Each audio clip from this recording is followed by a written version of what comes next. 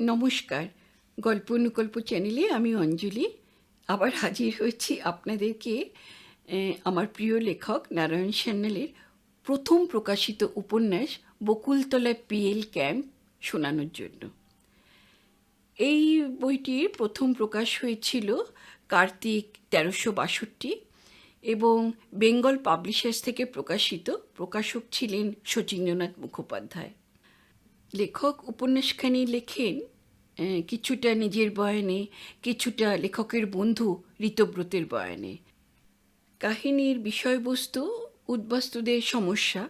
এ কাহিনীর নায়ক ঋতব্রত, সে একজন ইঞ্জিনিয়ার। তার কাজই হলো ওই ইট কাঠ, চুন সুরকি, শালের খুঁটি, দরমার বেড়া এসব নিয়ে। এসব বাড়ি তৈরিতে লাগে, উপন্যাসে লাগে না। কিন্তু লেখক লেখার মাধ্যমে কিছু চরিত্র ও পরিবেশ তৈরি করে একটা সেই সময়কার বিশাল বাস্তব সমস্যা, উদ্বাস্তু সমস্যার উপরে দারুণ সুন্দর এক মনোগ্রাহী মিলনান্তক উপন্যাস তৈরি করেছেন। আপনাদের কাছে অনুরোধ, আপনারা কিন্তু শেষ পর্যন্ত পাশে থাকবেন। শুরু করছি বকুলতলা পিএল ক্যাম্প উপন্যাসখানির প্রথম পর্ব। ক্যাম্প ৭ই বৈশাখ। অবশেষে কর্মস্থলে এসে পৌঁছনো গেল। নতুন পরিবেশে ভালোই লাগছে প্রথমটা। কালমাত্র এসেছি, ঘরদোর কিছুই গোছানো হয়ে ওঠেনি। আর ঘর বলতে তো দরমার বেড়া ঘেরা দুটি খুপড়ি, শালকাঠির খুঁটির সঙ্গে বাঁধা দরমার দেওয়াল, উপরে পুরু করে বিছানো উডু ঘর, জানলা দরজা সব ঝাঁপের, কঞ্চির ঠেকনা দিয়ে বায়ু গমনাগমনের একটা প্রচেষ্টা মাত্র। একখানি ঘরেই আমার সংসার, অর্থাৎ আহার নিদ্রা, লেখবার টেবিল পাতা। অপর ঘরখানা আমার অফিস, সেখানেও টেবিল ও খান কয়েক চেয়ার। বারান্দায় পাতা আছে একটি টুল। ঘণ্টা টিপলে টুল থেকে উঠে আসে ঝিমন্ত পিয়ন খিদমত করতে। খাট, টেবিল, বেঞ্চি কোনোটাই বাইরে থেকে আমদানি করতে হয়নি। মহাবীর কর্ণে সহজাত কবচকুণ্ডলের মতোই এরাও এ গৃহের আঙ্গিক। এদের শ্রীচরণ হচ্ছে বংশদণ্ড, মাটির মেঝেতে হাত দেড়েক প্রথিত। এসবের জন্য সরকারি খাতায় কোনো খরচের অঙ্ক পড়েনি।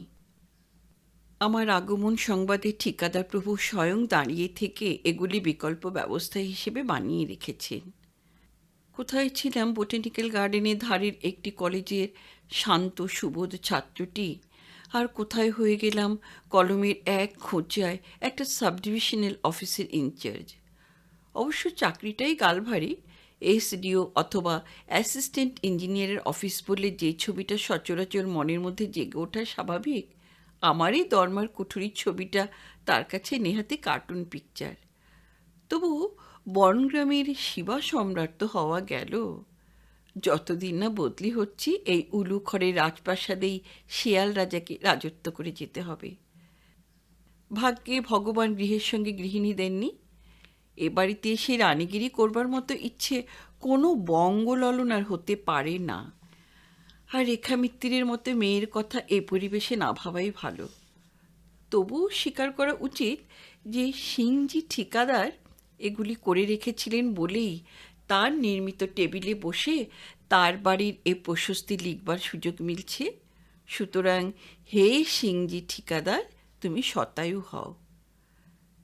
কাল যখন এসে নামলাম, এগুলি দেখি অত্যন্ত কুণ্ঠিত হয়ে সিংজি নিবেদন করলেন, হুজুরের অফিস ফার্নিচার যতদিন না এসে পড়ে ততদিন যাতে কোনো ক্রমে কাজ চালিয়ে নেওয়া যায়, তাই এদিন আয়োজন তিনি করে রেখেছেন। খড়ের চালের নিচে দিয়ে একটি দরমা সিলিংও করে দেবেন এবং বিধ প্রতিশ্রুতি দিলেন একটা। তাড়াতাড়িতে নাকি ওটা হয়ে ওঠেনি। আমি বিব্রত বোধ করি। কলেজ থেকে পাশ করে বেরিয়ে সবে এই চাকরি পেয়েছি। প্রথমেই এভাবে ঠিকাদার কর্তৃক অনুগৃহীত হওয়া উচিত হবে কি না মালুম হচ্ছিল না। ঠিকাদার প্রভু তীক্ষ্ণ দৃষ্টিতে আমার দিকে একবার চাইলেন, বললেন, হুজুরকে হিরিয়ে বলেছিলাম কলকাতায় একেবারে ক্যাম্পের বিচে অফিস না বানিয়ে রেল স্টেশনে বানাইতে। উঠানে উমদা কোয়ার্টার ভি মিলে যেত। 4 মিল রাস্তা। ও তো হুজুর সুবহ শাম সাইকেলে মারতে পারতেন, আমার জিভি ছিল। সত্য কথা, রামশরণ সিংজি প্রবল আপত্তি ছিল ক্যাম্পের ভিতর অফিস করতে।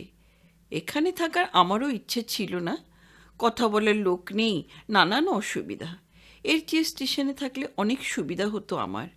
বলেও ছিলাম কথাটা চিফ ইঞ্জিনিয়ারকে, তিনি কানেই তোলেননি, হেসে বলেছিলেন, পরামর্শটা কার, রামশরণের নাকি? কি জানি কী ভেবে তাড়াতাড়ি বলেছিলাম, না আমি ভাবছিলাম। চিফ ইঞ্জিনিয়ার পাইপটা কামড়ে ধরে পায়চারি করছিলেন। হঠাৎ বড় সেক্রেটারির টেবিলটা পার হয়ে এসে আমার কাঁধটা ধরে বললেন, ইয়াং ম্যান, কলকাতায় যদি ছাড়তে পারলে তখন ও স্টেশন আর ক্যাম্পের তফাৎটা কি? বরং ক্যাম্পের সুপারিনটেন্ডেন্ট আছেন, ডাক্তার আছেন, রিলিফ ডিপার্টমেন্টের 8-5 জন ভদ্রলোক আছেন, অ্যাসোসিয়েশন ওখানেও একটা করে উঠবে। আর তাছাড়া আবার কি ভেবে নীরবে পায়চারি করতে লাগলেন।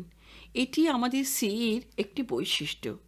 তিনি পায়চারি করতে করতে কথা শোনেন, কথা বলেন, ডিকটেশন দেন, এমনকি লাঞ্চ আওয়ার্সেও তাকে পায়চারি করতে করতে খেতেও দেখেছি। ঘুমন্ত অবস্থায় সিইকে দেখিনি, অনুমান করি নিদ্রিত অবস্থায় অন্তত তার পদচারণা অব্যাহত থাকে না। তাছাড়া young man, I wish you should dive headlong into the affairs. ক্যাম্পে না থাকলে তা সম্ভব নয় ইয়াং ম্যান। হঠাৎ ঘুরে আমার দিকে চাইলেন, ওষ্ঠে নয়, চোখ দুটিতে তার চাপা হাসি। ওর এই নিগুড়ো হাসি, এই অ্যাফেয়ার্স শব্দটির বিশেষ বাচনভঙ্গিতে কিসের যেন একটা আভাস ছিল। সিংজিকে বললাম, না না, সিলিংয়ের কোনো দরকার হবে না। টিনের ঘর হলেও না হয় গরম হতো, খড়ের ঘরে আবার সিলিং কী হবে? এমনিতে এসব করতে আপনি কত বাজে খরচ করেছেন। বলতে গিয়ে হঠাৎ থেমে গেলাম। কারণ ছিল, ছাত্রজীবন থেকে শুনে এসেছি কন্ট্রাক্টররা চিরকালই দেখে থাকে ইঞ্জিনিয়ারদের সুবিধা। এতে নাকি দূষণীয় কিছু নেই। এ সম্বন্ধে ছাত্রজীবনে বহু মুখরোচক গল্প শুনেছি ডাইনিং হোস্টেলে প্রণবের কাছে। তার বাবা ছিলেন একজন এক্সিকিউটিভ ইঞ্জিনিয়ার, কিন্তু জিনিসটা আমার প্রত্যক্ষ সত্য ছিল না। তাই হঠাৎ মনে হলো, এই যে আমার ব্যক্তিগত প্রয়োজনে চেয়ার, টেবিল, খাট ইত্যাদি বানিয়ে রেখেছেন ঠিকাদার, চালটা নতুন খড় দিয়ে ছেয়ে রেখেছে, এসব কি মফস্সে? যদি না হয়, যদি সিংজি আশা করে থাকে যে আমি এসে ওর যা খরচ হয়েছে সেটা নগদ মিটিয়ে দেব, এটাই তো স্বাভাবিক। সিংজি বললেন, এখানে গরম হুজুর বহুত কড়া আছে, সিলিং না হলে আপনার বড় কষ্ট হবে। আর চিড়িয়াতে খড়কুটা ছাড়িয়ে নোংরা করবে হুজুর। আমি ততক্ষণে মনস্থির করে ফেলেছি, যেটুকু খরচ সিংজির হয়ে গেছে তার আর চারা নেই, কিন্তু আমার উপস্থিতিতে আর কিছু হতে দেব না, তাতে যত অসুবিধাই হোক। বললাম, আরে না না, আমরা ইঞ্জিনিয়ার মানুষ, এই অল্প বয়সে এত আয়েসি হলে আমাদের চলবে কেন? একটু হেসে জিনিসটাকে সরল করবার চেষ্টা করি। টাকায় টাকা আনার মতো হাসিতে হাসি আনে, রসিকতায় আনে রসিকতা। সিংজি আমার হাসি দেখে নিজেও একটু হাসলেন। কি একটা কথা বলতে গিয়ে হঠাৎ থেমে গেলেন। মাথা থেকে পাগড়িটা খুলে পকেট থেকে একটা সুদৃশ্য রুমাল দিয়ে কর্মসিক্ত টাকটি মুছে ফেলেন। তারপর আবার পাগড়িখানা শিরোধার্য করলেন। বুঝলাম এই সময়টুকুর প্রয়োজন ছিল জবাবটাকে মানিয়ে নিতে। হুজুর ইঞ্জিনিয়ার, লেকিন আমরা ছাঁ পোষা মানুষ বটে। হুজুর নজওয়ান আছেন, লেকিন আমার টাকটা তো দেখলেন স্যার। বুদ্ধার প্রতি এই কৃপাটুকু আপনাকে করতে হবে। এই আবার কি জাতীয় রসিকতা? ব্যাপারটা ঘুলিয়ে গেল। এ ঘরে থাকবো আমি, কচ্চিতে ঠিকাদারের উপস্থিতিটা অবশ্য অনস্বীকার্য, কিন্তু সে দুদণ্ডও কি উনি এটুকু কষ্ট সহ্য করতে পারবেন না? বেশ বাগিয়ে একটা জবাব দিতে যাব, তার পূর্বেই রামশরণ বললেন, আমাদের ওয়ার্কশেড সব ঘরে আমি সিলিং বানিয়ে দিলাম। এখন আপনি যদি হুজুরের ঘরে সিলিং না মঞ্জুর করেন, তবে আমাদের সব ঘরের সিলিং তো খুলেই নিতে হবে, না কি বলেন ওভাসিয়ার বাবু? ওভাসিয়ার সেনগুপ্ত একখানা কাঠের পুতুলের মতো নির্বিকারভাবে দাঁড়িয়েছিল। এতক্ষণ আমাদের এত কথার অর্থগ্রহণ যে তার হয়েছে মুখ দেখে তাও বোঝা যায় না। আমরা যেন এ তাবৎকাল ফর্সিতে আলাপচারি করছিলাম। এবার বললে, ডরমাম্যাট সিলিং শিডিউল আইটেম 1000 সিলিং বানানোই আছে সাইটে, ওর একটা লাগিয়ে দেওয়া যায়। কাজ শেষ হবার আগে খুলে নিয়ে অন্য ঘরে ফিট করলেই চলবে। বাস বাস বাস, খুব খুব। শুনলেন স্যার, ফয়সালা তো করে দিলেন ওভাসিয়ার বাবু। আপনাদের ওভাসিয়ার বাবুর ব্রেন খুব সাফা। একদিন হয়েছিল কি, এবার আমি চলি স্যার, আমার বাসের টাইম হয়ে গেল। হ্যাঁ হ্যাঁ, আপনি যান, কাল সকালে কথা হবে। ওভাসিয়া সুরেন সেনগুপ্ত নমস্কার করে চলে যান। উনি রিলিফ ক্যাম্পে থাকেন না, স্টেশনের ধারে একটা বাসা ভাড়া করেছেন। এখানে আমার দুজন ওভারসিয়ার, অপরজন ক্যাজুয়াল লিভে আছে, অসুস্থ। তার নাম জীবেন কর। সগর্জনে এসে দাঁড়ালো সিংজি শেভরলে ট্রাকখানা। ওরই গর্ভে আমার বাক্স বিছানা, সংসার যাপনের যাবতীয় সরঞ্জাম। স্টেশন থেকে আমি ওর জিপেই চলে এসেছি। মালপত্র নামিয়ে লাগেজ ভ্যান থেকে সাইকেল ছাড়িয়ে সিংজির লোক আর আমার অর্ডারলি পিয়ন রতন পরে ট্রাকে আসবে এই ব্যবস্থা করেই চলে এসেছিলাম আমি আগে সিংজির জিপে। সিংজিও এসেছিলেন সেনগুপ্তের সঙ্গে আমাকে রিসিভ করতে। মনে পড়ছে ঋতব্রতের অসহায় স্বীকারোক্তিটা এই প্রসঙ্গে। ও বলেছিল, প্রথম চাকরি জীবনের কথা মনে হলেও হাসি আসে ভাই। স্টেশনে নেমে যখন দেখলাম আমাকে নিয়ে যাবার জন্য একখানা ট্রাক আর একখানা জিপ নিয়ে ঠিকাদার অপেক্ষা করছে, তখন বড় বিব্রত বোধ করেছিলাম। তখন মনে হয়েছিল আগমন সংবাদটা টেলিগ্রাম করে না জানালেই ভালো হতো। এখন ওর জিপ প্রত্যাখ্যান করে অন্য কোনো যান ভাড়া করাটা অত্যন্ত বিসদৃশ্য দেখাবে। অথচ এক স্টেশন লোকের সম্মুখে ঠিকাদারের গাড়িতে ওঠাটাও ঠিক হলো কি না মালুম হচ্ছে না। এক্ষেত্রে সরকারি ইঞ্জিনিয়াররা কি করে থাকে এটা তো কলেজে শেখায়নি। মনে হলো ল্যাটিস গার্ডার, প্লেট গার্ডারের নোট মুখস্থ না করে যদি এই সব সহবত শিখে রাখতাম কোনো সরকারি ঘাঘু ইঞ্জিনিয়ারের কাছ থেকে, তাহলেই কাজ হতো। জিজ্ঞাসা করেছিলাম, শেষ পর্যন্ত কি করলে? এক্সপিরিয়েন্স লোকের পরামর্শ গ্রহণ করলাম। রতনের দিকে চাইতে সে বললে, আপনি জিপে চলে যান স্যার, আমি মালপত্র নিয়ে ট্রাকে আসছি। অর্থাৎ আমার জিপ আরোহণ স্যাংশনড এবং অ্যাপ্রুভড। রতন আজ 20 বছর ধরে অর্ডারলিগিরি করছে। আমার টেম্পোরারি অ্যাপয়েন্টমেন্ট, কিন্তু রতন পার্মানেন্ট সার্ভিসের লোক। 1 ডজন গেজেটেড অফিসার চড়িয়েছে সে। এসব ক্ষেত্রে ঠিকাদারের জিপে আরোহণ যদি নিয়ম বিরুদ্ধ হতো তবে সে কিছুতেই তা রেকমেন্ড করতো না। যাক, ডায়েরিতে ফিরে আসি। ট্রাক থেকে মালপত্র নামিয়ে একে একে ঘরে সাজিয়ে রাখছে রতন।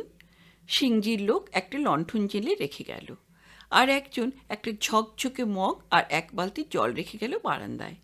সিংজি বললেন, হুজুর এবার মুখ হাত ধুয়ে এলেন, আমি দেখি আপনার খাবারের কি ইন্তজাম করেছে হাতভাগারা। আমি বাধা দিয়ে বলি, না না, খাবার আমি সঙ্গে নিয়েই এসেছি, আপনি ব্যস্ত হবেন না, আজ রাত্রে আর কিছু লাগবে না। রতন, আমার টিফিন ক্যারিয়ারটা।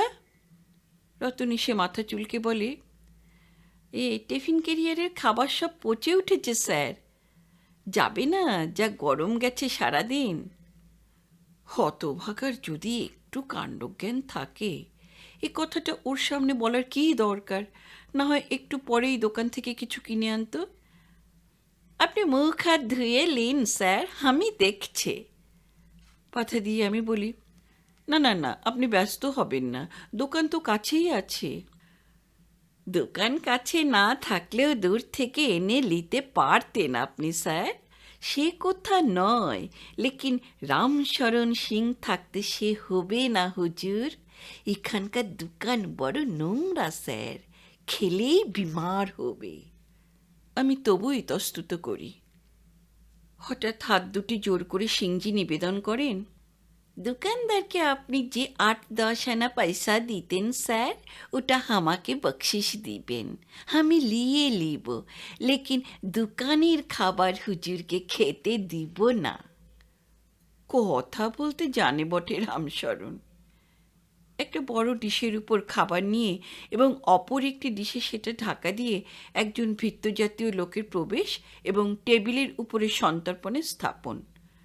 রামশরণ অতি সযত্নে ঢাকাটা খুলতে খুলতে বললেন, এখানে কুছো ভি মিলে না স্যার, আপনার আজ খাওয়াই হবে না। যে ভঙ্গিতে জাদুকর টুপির ঢাকা খুলে দেখায় রুমালের বদলে খরগোশ, ঠিক তেমনি ভঙ্গিতেই ঢাকনাটা খুলে ফেলে রামশরণ দেখালেন, ক্যাম্প বাজারে কুছো ভি মিলে না। ছাড়ানো ফল ও মিষ্টান্নে পাত্রটি পূর্ণ। আম ও লিচু এ সময় কিছু দুর্লভ নয়, কিন্তু ছাড়ানো বেদানা, কমলালেবু, আপেল, বৈশাখ মাসের মাঝামাঝি এ জায়গায় ও জিনিস বাজারে মেলে না নিশ্চয়ই। তারপর ওগুলো কি, পেস্ট্রি না কেক? নিঃসংশয় এগুলি কলকাতা থেকে এসেছে সিংজির সঙ্গেই, অথচ চতুর সিংজির ভাবখানা যেন তার অধস্তন হতভাগা কর্মচারীরা কি করছে না করছে সে খবরও রাখেন না। খাদ্যদ্রব্য প্রসঙ্গে আমাকে আর কোনো কথা তিনি বলতে দেবেন না বলেই হঠাৎ বলে উঠলেন, ওহো, একটা ভুল হয়ে গেছে স্যার। এ রামাবতার, 2-10 कांटिया सोचले तो लाओ, सबको मच्छरदानी तक खटाने पड़ेगी। তারপর সলজ্জি হেসে বলেন, আর দৌড়মার দেওয়ালে কাঠি ফিন লাগাবে কেসে? এহিলিয়ে আপনাকে বলেছিলাম স্যার, টিশানের কাছে কোয়ার্টার নিন, এখানে আপনার হাড় পাকার তকলিফ হবে। আমি হেসে বলি, আরে এখানেই বেশ কেটে যাবে, পাকা বাড়ি নিয়ে আমি কি করব? একা মানুষ, জরু গরু নিয়ে তো আর আসেনি। এক গাল হাসলেন রামশরণ। হা হা, আমি শুনিয়েছি আপনি বাচিলার আছেন। আচ্ছা, আপনি ঘাবড়াবেন না, সব ব্যবস্থা হয়ে যাবে। আরে লোকটা বলে কি? থাকবার ঘর দিয়েছে, আসবার গাড়ি দিয়েছে, মুখ ধোবার জল, রাত্রের আহার্য, মায় মশারি খাটাবার দড়িও দিয়েছে। এবার কি রাত্রে শয্যাসঙ্গিনী অর্থাৎ জরুর ব্যবস্থাও করতে বসবে নাকি? এটাও কি ঠিকাদারের করণীয় তালিকাভুক্ত? বললাম, ব্যবস্থা আবার কি করবেন আপনি? খটকালি করবেন নাকি? এখানেই পাকাপাকি ঘর বানাতে হবে বোধ হয় বাকি জীবনের জন্যে। যেন অত্যন্ত উঁচু দরের একটা রসিকতা করেছি আমি। হো হো করে হাসলেন প্রাণ খুলে। তারপর বললেন, আপনাদের তমাম জিন্দেগি ঘুরে ঘুরে বেড়াতে হবে স্যার, এক ঘরে তো হবে না স্যার আপনাদের কারবার। কত ঘর বানাইবেন? সব জায়গাতেই আপনাদের ঘর বানাতে হবে। আপনাদের রবীন্দ্রনাথ জি না বলিয়েছেন, সব ঠাঁই আমার ঘর আছে, আমি সুদূরের পিয়াসী আছি। সর্বনাশ! এই যে দেখি একেবারে গন্ডেরিয়াম পাটপাড়িয়া, মায় রবীন্দ্রনাথজিকে পর্যন্ত পেরে ফেলেছে। এতটা মাখো মাখো হওয়ার ইচ্ছে ছিল না আমার আদৌ। তাই মারোবার তনয়ের সঙ্গে রবীন্দ্রকাব্য আলোচনা ওইখানে স্থগিত রেখেই আমি মুখ ধুতে বেরিয়ে গেলাম। যার ডায়েরি থেকে উদ্ধৃতিটা তুলেছিলাম সেই ঋতব্রত বোস আমার অভিন্ন হৃদয় বন্ধু। ছেলেবেলা থেকেই আমাদের কেমন একটা ধারণা ছিল পরিণত বয়সে সে 10-এর একজন হয়ে উঠবে। ধারণাটা মাস্টারমশাই মহলেও ছিল, হয় উঁচু দরের কবি, লেখক, রাজনীতিক অথবা অমনি কিছু। স্কুলের গণ্ডি পেরিয়েই তার সঙ্গে সাময়িক ছাড়াছাড়ি হয়েছিল। ও নিয়েছিল সায়েন্স। ছাত্রজীবন সমাপ্ত করে সে কিন্তু 10 জনে 10ম জন হলো না, হলো মামুলি চাকরিজীবী। তার চাকরি জীবনের প্রথম অধ্যায়টায় দূর থেকে চিঠিপত্রের যোগসূত্রটা বজায় রেখেছিল সে। পরে কলকাতায় বদলি হয়ে এলে প্রথম চাকরি জীবনের অভিজ্ঞতাটা সবিস্তারে বলেছিল আমায়। বেশ একটা উপন্যাসের উপকরণের সন্ধান পেয়েছিলাম। তাকে জানালাম সে কথা। বললাম ওর কাহিনীটা লিপিবদ্ধ করতে চাই। ও যতটা উৎসাহিত হলো তার চেয়ে অনেক বেশি উচ্ছ্বসিত হলেন ম্যাডাম বোস, অর্থাৎ মিসেস বাসু। এ কাহিনীর অধিকাংশ রসদই সংগ্রহ করেছি ঋতব্রতের ডায়েরি থেকে, কিন্তু সেই একমাত্র উপাদান নয়। ওদের স্বামী স্ত্রীর সঙ্গে সান্ধ্য চায়ের টেবিলে আলাপচারিতে শুনেছি অনেক বিক্ষিপ্ত ঘটনা, যা নাকি স্থান পায়নি ওর ডায়েরিতে। কিছু জেনেছি ম্যাডামের কাছ থেকে, যা নাকি নিজে মুখে বলেনি ঋতব্রত। কখনো সংগ্রহ করেছি ওর অর্ডারলি পিয়ন রতনের কাছ থেকে কোনো সংবাদ, কখনো বা ওর দাদা বৌদির কাছ থেকে। বাংলা বিহারের সীমারেখার কাছাকাছি ঋতব্রতের এই কর্মস্থলটি। যুদ্ধকালে এখানে গড়ে উঠেছিল এই সেনানিবাস। শান্তশিষ্ট পরিবেশে একদিন জেগে উঠেছিল কোলাহল। এলো গাড়ি গাড়ি ইট, কাঠ, সিমেন্ট, বালি। তার চেয়েও বেশি এলো বাঁশ, দরমা, শালের খুঁটি আর খড়। ভারতের বিভিন্ন প্রদেশ থেকে এলো বিভিন্ন কারিগর। পাঞ্জাবি ছুতার, সিন্ধি ঠিকাদার, উড়িয়া প্লাম্বার এবং মদ্রদেশীয় কুলি। সারি সারি তৈরি হয়ে গেল মিলিটারি ব্যারাক। আশপাশের গাঁয়ে মেয়েরা তালদিঘি থেকে জল নেওয়া বন্ধ করল। গায়ের লোকেরা উনো মাল দুনো দামে বেচে গেল মিলিটারিদের কাছে। গ্রাম্য বালখিল্য বাহিনী কুড়িয়ে নিয়ে গেল খালি টিন, বোতল, সিগারেটের কৌটো, কখনো বা দুই এক টুকরো অভুক্ত বিস্কুট, চিজ। রাতারাতি তৈরি হয়ে গেল পিচের রাস্তা, ইলেকট্রিক লাইন, এমনকি কংক্রিটের একটা ল্যান্ডিং স্ট্রিপ পর্যন্ত। দিন রাত মিলিটারি কনভয় ছোটাছুটি করত। গ্রামবাসী বিস্ময় বিস্ফারিত চোখে দেখত দৈত্যপুরীর আজব কাণ্ড কারখানা। প্রথম ওখানে এরোপ্লেন নামল যেদিন, সেদিন ছিল হাটবার। হাট ভেঙে লোক ছুটল হাওয়াই জাহাজে দেখতে। কাঁটাতারের ওপার থেকে তারা বড় বড় চোখ করে দেখলে বিংশ শতাব্দীর যান্ত্রিক বিস্ময়। তারপর ক্রমে সেটা এতই গা সওয়া হয়ে গেল যে প্লেনগুলো নিচু দিয়ে যাবার সময়ও ঘাড় উঁচু করে ফিরে দেখত না কেউ। রাতারাতি গড়ে ওঠা এই ময়দানবের নগরী একদিন আবার জনশূন্য হয়ে গেল। থামল কালো যুদ্ধ। কালের রথচক্র ঘুরল আর এক পাক। দলে দলে মিলিটারিরা সব চলে গেল। কর্মচঞ্চল হঠাৎ গড়ে ওঠা অত বড় শহর হয়ে গেল স্তব্ধ। পড়ে থাকলো পিছনে ভাঙা টিন, মরচে ধরা লোহার টুকরো, ঘরবাড়ি, ওয়াটার টাওয়ারের জলের ট্যাঙ্ক। আর পড়ে থাকলো হয়তো আশপাশে গ্রামের কৃষক বধূদের মনে কিসের যেন একটা বিভীষিকার স্মৃতি। দু একটা নেপালি দারোয়ান শুধু পড়েছিল রাস্তার ধারের ঘরখানায়, সরকারি পাহারা। ওদের যেটা কন্ট্রোল বিল্ডিং ছিল সেটা পরিণত হলো প্রকিউরমেন্ট ডিপার্টমেন্টের চালের গুদামে। বাকি ঘরগুলো হলো রিক্ত, পরিত্যক্ত। কালবৈশাখীর ঝড়ে উড়ে গেল খড়ের চাল, বর্ষায় দেওয়াল গেল ধসে।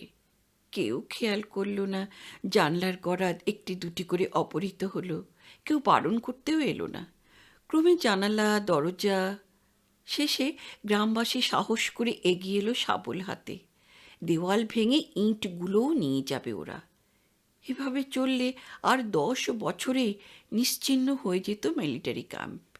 কিন্তু তা ঘটল না। আবার এক পা খুলল মহাকালের রথচক্র। গ্রামবাসী সবিস্ময় দেখলে আবার এলো নানান জাতের ঠিকাদার। এলো গাড়ি গাড়ি বাঁশ, এলো গাদা গাদা খড়। পরিত্যক্ত প্রাণহীন পল্লীটি আবার কর্মমুখর হয়ে উঠল। সারা রাত পেট্রোম্যাক্স জ্বলছে এখানে ওখানে। রাস্তার মোড়ে নৈশ ভ্রমণরত জিপের বাঁক নেবার সময় উজ্জ্বল আলোর ধূমকেতুর পুচ্ছ ঘুরে যায় সমস্ত তল্লাটটার উপর। হাজার হাজার মিস্ত্রি মজুর কাজ করে যায়। সমবেত হয় আবার পাঞ্জাবি ছুতার, সিন্ধি ঠিকাদার, উড়িয়া প্লাম্বার আর মদ্রদেশীয় কুলি। এবার বঙ্গবাসীরাও উপেক্ষিত থাকে না, তারাও আসে।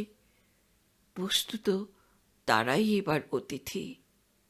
অতিথিরা নামে রণসেনা নয়, মরণ সেনা। ওদের পরনে খাকি পোশাক নেই, ছিন্ন মলিন বসন। ওদের কাঁধে রাইফেল নেই, কাঁকে কঙ্কালসার শিশু। ওদের মনে যুদ্ধ জয় দুর্বার প্রেরণা নেই, আছে জীবন যুদ্ধে পরাজয়ের গ্লানি, ফেলে আসা অতীতের বিভীষিকা আর অনিশ্চিত ভবিষ্যতের আতঙ্ক। ওরা এসে গেল দলে দলে, হাজার হাজার হাজার হাজার উদ্বাস্তু পরিবার। নবীনতম রাষ্ট্রের প্রবীণতম আদিম বিদেশি অধিবাসী। সেনানিবাস পরিণত হল আশ্রয় শিবিরে। আদি পর্বে এটার নামকরণ হয়েছিল ট্রানজিট ক্যাম্প, অর্থাৎ দুদিনের মুসাফিরখানায় ওরা এসে আশ্রয় নিত মাত্র। তারপর বাছাই করা হতো ওদের, যারা শক্ত সবল তারা চলে যেত পুনর্বাসনে। কেউ কেউ চলে যেত নিজের চেষ্টাতেই। তাদের কারোবা ছিল পুঁজির জোর, কারোবা এপারে মুরব্বি গোছের আত্মীয়। সরকারি সাহায্য পেল অনেকেই নতুন করে বাস্তু বাঁধার। বাকি এখানে যারা রয়ে গেছে তারা পঙ্গু অথবা অশক্ত। এরা এখন সরকারের স্থায়ী পোষ্য, পার্মানেন্ট লায়াবিলিটি, অর্থাৎ সংক্ষেপে পিএল। মিলিটারি হাসপাতালটাই ওদের আরোগ্যালয়। পাওয়ার হাউসটা এখন ওদের রেশনের গুদাম। ইলেকট্রিক লাইন উঠিয়ে নিয়ে গেছে। মিলিটারি কন্ট্রোল বিল্ডিংটা এখন ক্যাম্পের অ্যাডমিনিস্ট্রেটিভ অফিস। এরোপ্লেন নাম্বার চওড়া ল্যান্ডিং গ্রাউন্ডটায় এদের বাজার বসে। বাঁশের খুঁটির উপর টিনের চাল দিয়ে সারি সারি দোকান বসে গেছে। পান বিড়ি, চাল আটা, মিষ্টি মশলার দোকান, মায়ের চুল কাটার সেলুন, ডাইং ক্লিনিং পর্যন্ত। ক্যাম্পের মেরুদণ্ডের মতো উত্তর দক্ষিণে পাকা সড়ক। এই সড়কের উপরেই ক্যাম্পে ঢুকতে বাঁ হাতে পড়ে ক্যাম্প অফিস, ডান দিকে হাসপাতাল। হাসপাতালের পিছনে দুটি ছোট ছোট ঘর, ও দুটোর নাম আইসোলেশন ওয়ার্ডস, সংক্রামক রোগীদের পৃথক রাখার ব্যবস্থা। বড় রাস্তাটিকে দ্বিখণ্ডিত করে ততোধিক চওড়া যে কংক্রিটের রাস্তাটা পূব পশ্চিমে প্রসারিত, ওটাই ছিল ক্রিটওয়ে, অর্থাৎ প্লেন নাম্বার ল্যান্ডিং স্ট্রিপ। এইটারই পূর্বতম প্রান্তে রাস্তাটা গোল হয়ে বিরাট এক চক্কর খেয়েছে। বোধহয় প্লেন ঘুরবার জন্যই এই ব্যবস্থা ছিল। ক্রিটওয়ের এই অংশটাই এখন বড় বাজার, নাম গোল বাজার। এটা ছাড়াও হাসপাতাল ও বড় অফিসের কাছে আর একটা বাজার বসে। এর ঠিক পাশেই ছেলেদের মাইনর স্কুল। এটার নামকরণ হচ্ছে স্কুল বাজার। স্কুল বাজারের পশ্চিমতম প্রান্ত ঋতব্রতের অফিস তথা মোকাম। উত্তর দক্ষিণে বড় রাস্তা এবং পূর্ব পশ্চিমে লম্বা ক্রিটওয়ে যে পরস্পরকে সমকোণে ছেদ করেনি তা ক্যাম্পের ব্লুপ্রিন্ট দেখলেই বোঝা যায়। কিন্তু এদের পারস্পরিক ছেদনে যে চারটি ভাগ হয়েছে তাদের নাম আলাদা। ক্লকওয়াইজভাবে পড়লে এদের নাম দাঁড়ায় গলাদ, টিকেনপুর, বকুলতলা আর মেমপাড়া। সবটা মিলিয়ে ক্যাম্পের নাম বকুলতলা পিএল ক্যাম্প। এইখানে বলে রাখা ভালো, বকুলতলা ক্যাম্পে কোনো দিন যাবার সৌভাগ্য আমার হয়নি। ঋতব্রতের কাছ থেকে শুনে আর তার দেওয়া ব্লুপ্রিন্ট থেকেই বর্ণনাটা দিলাম। সে যাই হোক, বকুলতলা নামটি সার্থক জোড়া বকুল গাছের উপস্থিতিতে। অনুর্বর লাল কাঁকড়ে জমির মধ্যে এই বকুলতলা অঞ্চলেই আছে একটি পুকুর। ক্যাম্পে ছড়ানো আছে অসংখ্য নলকূপ। তার অধিকাংশই অবশ্য অচল, তবু পানীয় জল নলকূপ থেকেই সংগ্রহ করে সবাই। সকাল থেকে প্রতীক্ষমান কেউ সরীসৃপ। তবে এই পুকুরটি ক্যাম্পের প্রাণকেন্দ্র। পূর্ববঙ্গে নদীমাতৃক আবহাওয়ায় ওরা মানুষ। নলকূপের জলে কণ্ঠের তৃষ্ণা মেটে। চোখের তৃষ্ণা মেটাতে বৃদ্ধরা এসে বসে বিকেলে পুকুরের ঢালু পাড়ে। অল্প বয়সীরা ঝাঁপিয়ে পড়ে ওর নিস্তরঙ্গ জলকে উর্মি মুখর করে তুলতে। ওই এক ফোঁটা গোষ্পদে আজ পদ্মা, মেঘনা, যমুনা, অরিয়েলখা বিধৌত গ্রামবাসীদের সান্ত্বনা। এরা আসার পর, এদের মোটামুটি মাথা গোজার ব্যবস্থা হবার পর আর কবছর বাড়িগুলির সংস্কারের কথা কারো মনে হয়নি। দীর্ঘদিনের আবেদন নিবেদনের পর এই বছর বাড়িগুলিকে আদ্যপ্রান্ত মেরামতের ব্যবস্থা নেওয়া হয়েছে। চাল ফেলে দিয়ে নতুন চাল হবে, দেওয়াল মেরামত, শালের খুঁটি বদলানো, দরজা জানালার সংস্কার তো আছেই, উপরন্তু পুকুর কাটা, রাস্তা মেরামত, ড্রেন, পাকা স্কুল ঘর প্রভৃতি নিয়ে বিরাট একটা অঙ্ক অনুমোদন করেছেন সরকার। মাত্র মাস তিনেক কাজ চলেছে এমন সময়ে চাকরি পেয়ে এসে হাজির হলো ঋতব্রত। এতদিন কাজটা দেখছিলেন মিস্টার ঘোষাল। মাসখানেক আগে সিনিয়র ওভারসিয়ার সুরেন সেনগুপ্তকে চার্জ বুঝিয়ে দিয়ে তিনি বদলি হয়ে গেছেন। সেনগুপ্তের কাছ থেকে কর্মভার পেল ঋতব্রত তার চাকরির প্রথম কর্মক্ষেত্রে। ঋতব্রত ওখানে পৌঁছবার পরদিনই সমস্ত ক্যাম্পটা ঘুরে ঘুরে দেখল সাইকেলে চেপে। ব্লু প্রিন্টটার সঙ্গে নিয়ে সমস্ত এলাকাটার সঙ্গে পরিচিত হয়ে নিল। মেমপাড়ার ঘরগুলো সব সারা হয়ে এসেছে। বকুলতলা অঞ্চলে খান ৩০ বাড়িতে কাজ হচ্ছে। অন্যান্য এলাকায় এখনও কাজ শুরু হয়নি। কালবৈশাখীর আগেই দুর্বল ঘরগুলোয় খুঁটি পাল্টানো দরকার, আর বর্ষা নামার আগেই প্রয়োজন চাল সারাই করা। স্কুল, রাস্তা বা পুকুর কাটার কাজ বর্ষার পরে হলেও চলতে পারে। ঘরগুলোও আবার সব একরকমের নয়, কিছু একেবারে পাকা, তবে অধিকাংশই বাঁশের চটের উপর সিমেন্টে ধরানো। ছাদ অধিকাংশই খড়ের, টিন টালি ও পাকা ছাদও আছে। তবে বাড়িগুলি ব্যারাক টাইপ, লম্বা লম্বা হলঘর, কোনোটার একদিকে কোনোটার বা দুদিকেই বারান্দা। হলঘরগুলির অনেকগুলির মাঝে দরমার পার্টিশন ছিল বোঝা যায়। দরমার ফসিল ঝুলছে কোথাও কোথাও। শতকরা ৮০খানা বাড়িরই পার্টিশন নেই, তবু শালির খুঁটির চিহ্ন ধরে ওরা নিজ নিজ এলাকা ঠিক করে নিয়েছে। এক হলঘরের মধ্যেই বাস করছে নির্বিচারে ব্রাহ্মণ, কায়স্থ, বৈশ্য, বৈদ্য, এমনকি জলচল জাত পর্যন্ত। এছাড়া আছে আরও এক জাতের ব্যারাক, লোহার ফ্রেমের উপর টিনের গোলাকৃতি শেড। দুপাশের দেওয়াল ও ছাদ একটি অর্ধবৃত্তের রূপ নিয়েছে টিনের ছাউনিতে। এগুলি ছিল মিলিটারি গুদাম। প্রায় ১৮ হাত চওড়া, ৪৫ হাত লম্বা এই গুদামগুলির দুই প্রান্তে দুই নির্গমনদ্বার ভিন্ন এত বড় ঘরখানায় বায়ু গমনাগমনের কোনো জানালা নেই। এদের ইংরাজি নাম নিশিনহাট, অর্থাৎ লাহোর শেড। বাংলা নাম ঋতব্রতের পরিভাষায় অন্ধকূপ। স্যার, রতন এসে দাঁড়িয়েছে। ডাক্তারবাবু একবার দেখা করতে চান। কোথায় তিনি? আসতে বলো। পর্দা সরিয়ে যিনি প্রবেশ করলেন তিনি একজন প্রৌঢ় ভদ্রলোক, পরনে ধুতি ও হাফ শার্ট। পাশ পকেট থেকে স্টেথোটা মাথা উঁচিয়ে পরিচয় ঘোষণা করছে। ভদ্রলোকের মাথার সামনেটা কেশ বিরল, পিছন দিককার দীর্ঘ কেশগুচ্ছ চিরুনির অমোঘ আকর্ষণে এসেছে সামনে, উজান বেয়ে ঘাটতি মেটাতে। কোপদারি কামানো, গলায় তুলসীর কণ্ঠি, সৌম্য মাংসলো মূর্তি। যুক্ত করে বিনয়াবানত নম্র নমস্কার করে আসন গ্রহণ করলেন ডাক্তারবাবু। আপনি আজ প্রায় দিন সাতেক এসেছেন, অথচ আপনার সঙ্গে আলাপ করতে আসা হয়ে ওঠেনি। না না, দোষটা আপনার একার নয়, আমিও তো যেতে পারিনি আপনার কাছে। আপনি কি করে যাবেন? সকাল থেকে সন্ধ্যা পর্যন্ত আপনি তো সাইকেল নিয়ে কাজে তদারক করে বেড়ান, আপনার সময় কোথায়? কাজ সকলেরই থাকে, সেটা প্রতিবেশীদের সঙ্গে পরিচিত হবার প্রতিবন্ধক হলে চলবে কেন? ডাক্তারবাবু চোখ দুটি বন্ধ করলেন, যেন প্রনিধান করছেন ওর কথা সারমর্ম। তারপর ধীরে সুস্থে চোখ খুললেন, কিন্তু ঋতব্রতের দিকে না তাকিয়ে দৃষ্টিপাত করলেন তার মাথার আন্দাজ ৬ ইঞ্চি উপরে। কথাটা বলেছেন ভালো, কিন্তু কি জানেন মিস্টার বাসু, সকলে এই কাজে এত ব্যস্ত থাকেন যে এই স্বাভাবিক সত্যটা বোঝেন না। ৮ মাস হলো আমি এখানে এসেছি, অথচ কারোর সঙ্গে মেলামেশাটা জমে ওঠেনি। সকলেই যে যার কাজে ব্যস্ত, আলাপ করবার মতো সময় কারও নেই। ওই এক ভৈরববাবুর সঙ্গে একটু গল্প স্বল্প করি।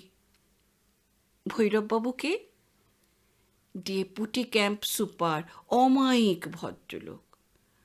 বলে অমায়িক মুখ করে তিনিও চোখ বুজে রইলেন। অল্পক্ষণের আলাপে ঋতব্রত বুঝতে পারলে এটা ভদ্রলোকের একটা মারাত্মক মুদ্রাদোষ।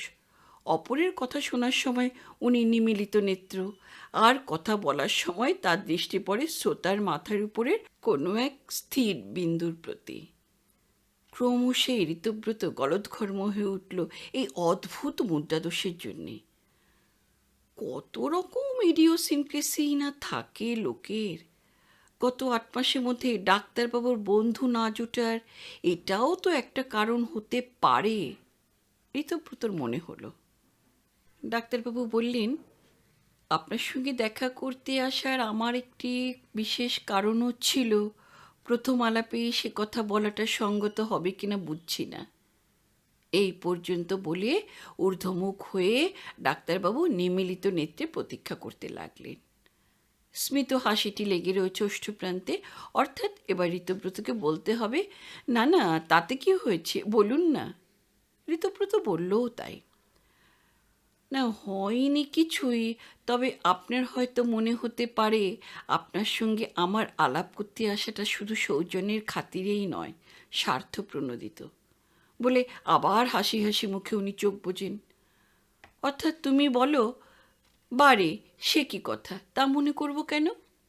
কিন্তু ঋতব্রত এবার আর কিছু বলল না, ভাবল দেখি না কি হয়। ডাক্তারবাবু ধ্যাননিমীলিত লোচনে প্রতীক্ষা করেই রইলেন। আরে এ তো বড় অস্বস্তি।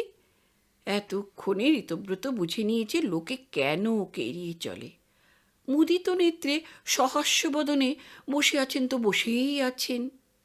আর ঋতব্রত ভাবছে, আচ্ছা ওর এই মুদ্রা দোষের সুযোগ নিয়ে কোনো বিড়ম্বিত আলাপনরত ব্যক্তি কখনো সরে পড়েনি? কে, তাও তো মনে করতে পারেন আপনি? চোখ বুঝেই তাগাদা দেন উনি। ভারী রাগ হয়ে গেল ঋতব্রতের। বললে, দেখুন ডাক্তারবাবু, এই সন্দেহ যখন আপনার মনে জেগেছে তখন আমার মনে হোক আর নাই হোক, আজ নাইবা বললেন কথাটা, জরুরি কিছু নয় নিশ্চয়ই। ডাক্তারবাবু চোখ খুললেন। মাথার 6 ইঞ্চি উপরে নয়, এই প্রথম তার দৃষ্টি সোজা এসে পড়ল ঋতব্রতের চোখের উপর। একবার ঢোক গিলে বললেন, না না না, ব্যাপারটা জরুরি তো বটেই। তাছাড়া আপনি যখন বলছেন যে তেমন কিছু মনে করবেন না, তখন বলেই ফেলি। কি বলুন? বলুন। না ব্যাপারটা আর কিছুই নয়। ব্যাপারটা হলো আমার কোয়ার্টার্সটা রিপেয়ার করবার সময় কয়েকটা কাজ করিয়ে দিতে হবে, যেটা এস্টিমেটে ধরা নেই। একটা বাউন্ডারি দেওয়াল তুলে দিতে হবে, বাথরুমটা একটু বাড়াতে হবে, আর ওই চাকরদের জন্য একটা বাড়তি ঘর করাতে হবে। গম্ভীর হলো ঋতব্রত। বললে, আচ্ছা দেখি স্যাংশন এস্টিমেটে কত টাকা ধরা আছে ওটা রিপেয়ার্সের জন্যে? এই যে দেখুন না, দেখুন। ডাক্তারবাবু বুক পকেট থেকে ভাঁজ করা কয়েক খণ্ড কাগজ বার করলেন। তাতে এস্টিমেটের খানতিনেক পাতা কপি করা ছিল, তার বাড়িটা মেরামতের অংশটুকু। অবাক হলো ঋতব্রত, এস্টিমেটের কপি ডাক্তারবাবুর কাছে যায় কি করে? অন্যান্য কাজগুলি ওভারসিয়ারবাবুই করে দিতে রাজি হয়েছেন, শুধু ওই বাড়তি ঘরটা বানাতে তিনি রাজি নন। ওভারসিয়ারবাবু বলেছেন সাহেবের পারমিশন লাগবে। আপনি স্যার একটু। ওভারসিয়ার সেনগুপ্ত বলেছে এস্টিমেটের বাইরে ওই কাজগুলি আপনাকে করে দেবে? হ্যাঁ, ইচ্ছে করলে তো আপনারা সবই পারেন স্যার। ঋতব্রত মনে মনে চটে গিয়েছিল, সেনগুপ্ত কোন সাহসে কথা দেয় ডাক্তারবাবুকে। তাহলে আজ উঠি, আপনি সুরেনবাবুকে একটু বলে দেবেন স্যার। আমি দুঃখিত ডাক্তারবাবু, ওই বাড়তি কাজগুলো করানো সম্ভবপর হবে না। স্যাংশনড এস্টিমেটে এর জন্য টাকা ধরা নেই। ডাক্তারবাবু যেন এই অপ্রত্যাশিত উক্তিতে আহত হন, বলেন গম্ভীর হয়ে, সেটাই যদি আপনার একমাত্র অসুবিধা হয় তো টাকার ব্যবস্থা আমি করব, আপনি ওটা করিয়ে দেবার অর্ডার দেবেন শুধু। আমি ঠিক বুঝতে পারলাম না ডাক্তারবাবু, কাজ করবে আমার ঠিকাদার আর টাকা দেবেন আপনি, মানে? না মানে আবার কি, মানে ওই কি আবল তাবল বকছেন মশাই? নিজের পয়সা বাড়ি সারাতে চান তো আমার কাছে এসেছেন কেন? ডাক্তারবাবু বললেন, সরকারি বাড়ি নিজের পয়সায় সারাতে গেলেও এসডিওর অনুমতি লাগে স্যার। আপনাকে আমি শুধু বলছি এই কাজগুলো করিয়ে দিন, টাকাটা দেওয়ার ব্যবস্থা আমি করব। অর্থাৎ আমার হাসপাতাল মেরামতের কয়েকটা আইটেম কম করিয়ে বাড়তি খরচটা পুষিয়ে দেব। কোন ইঞ্জিনিয়ার আপনাদের এই এস্টিমেট করেছেন জানি না, কিন্তু ডাক্তারের বাড়ির বেড়া, বাথরুম যার নজরে পড়ে না। যাক, কথা বাড়িয়ে লাভ নেই। আপনি অনুগ্রহ করে একবার হাসপাতালে আসবেন, তখনই কথা হবে। আচ্ছা, নমস্কার। ডাক্তারবাবু মেদবহুল পপুটি নিয়ে রওনা দিলেন। ঋতব্রতর মনে হলো নাক থেকে ওলন ধরলে ভুঁড়ির কাছে 2 ইঞ্চি বেঁধে যাবে। মনে মনে হাসলে সে। ভগবান যদি রাজমিস্ত্রি হতেন তবে এমন আউট অফ প্লাম গাঁত্তির দাম দিত না সে। ডোল অফিসের সামনেটায় প্রচণ্ড ভিড়। দরমার বেড়া দেওয়া অফিসের সামনে গাদাগাদি করে বসে আছে জনতা। পরিবার পিছু ওরা পাবে একখানা করে কম্বল। একধারে কম্বলের স্তূপ, অপর ধারে প্রতীক্ষমান ক্যাম্পাসি। মাঝখানে ছোট্ট হাইফেনের মতো একটা টুল নিয়ে বসে আছেন ডিস্ট্রিবিউশন কেরানি ললিতবাবু। একটা বৈজ্ঞানিক উপমা মনে পড়ল এখানে ঋতব্রতের। ললিতবাবু আজ ক্যাটালিক এজেন্ট মাত্র। ওই ক্যাটালিক এজেন্টই রেশন কার্ডে লিখিয়ে পরিবার পিছু একখানা করে কম্বল বিতরণ করছে। কম্বলগুলো শীতকালে আসার কথা ছিল, ওয়াগন বিভ্রাটে এত দিনে এসে পৌঁছেছে। কি একটা বচসা বেঁধেছে প্রতীক্ষমান জনতার মধ্যে। সাইকেলের মুখ ঘুরে ঋতব্রত ফিরে যাওয়ার উদ্যোগ করছে। দেখা হয়ে গেল ক্যাম্প সুপার দফাদারের সঙ্গে। কি হলো, ফিরে যাচ্ছেন যে? হ্যাঁ, ভেবেছিলাম আপনার সঙ্গে কয়েকটা বিষয় নিয়ে আলোচনা করব, কিন্তু আপনারা এখন ব্যস্ত। কিছু না, ও তো লেগেই আছে। আসুন আসুন, ভেতরে আসুন। ক্যাম্প সুপারের সঙ্গে ঋতব্রত ঘরে গিয়ে বসে। দফাদার চায়ের হুকুম দিলেন। তারপর আপনার কাজকর্ম কেমন বুঝছেন? এই তো সবে এলাম, এখনো কিছু দেখে উঠে পারিনি। দফাদার মিশুকে লোক, দিল দরাজ। অল্পক্ষণের আলাপেই খুশি হয় ঋতব্রত। নানান আলাপের পর হঠাৎ গলাটা নামিয়ে নিয়ে দফাদার বললেন, মিস্টার নক্র দেখলাম আপনার অফিসে গিয়েছিল আজ, ব্যাপার কি? মিস্টার নক্রটিকে? ও, এখনো নামটা কানে যায়নি বুঝি?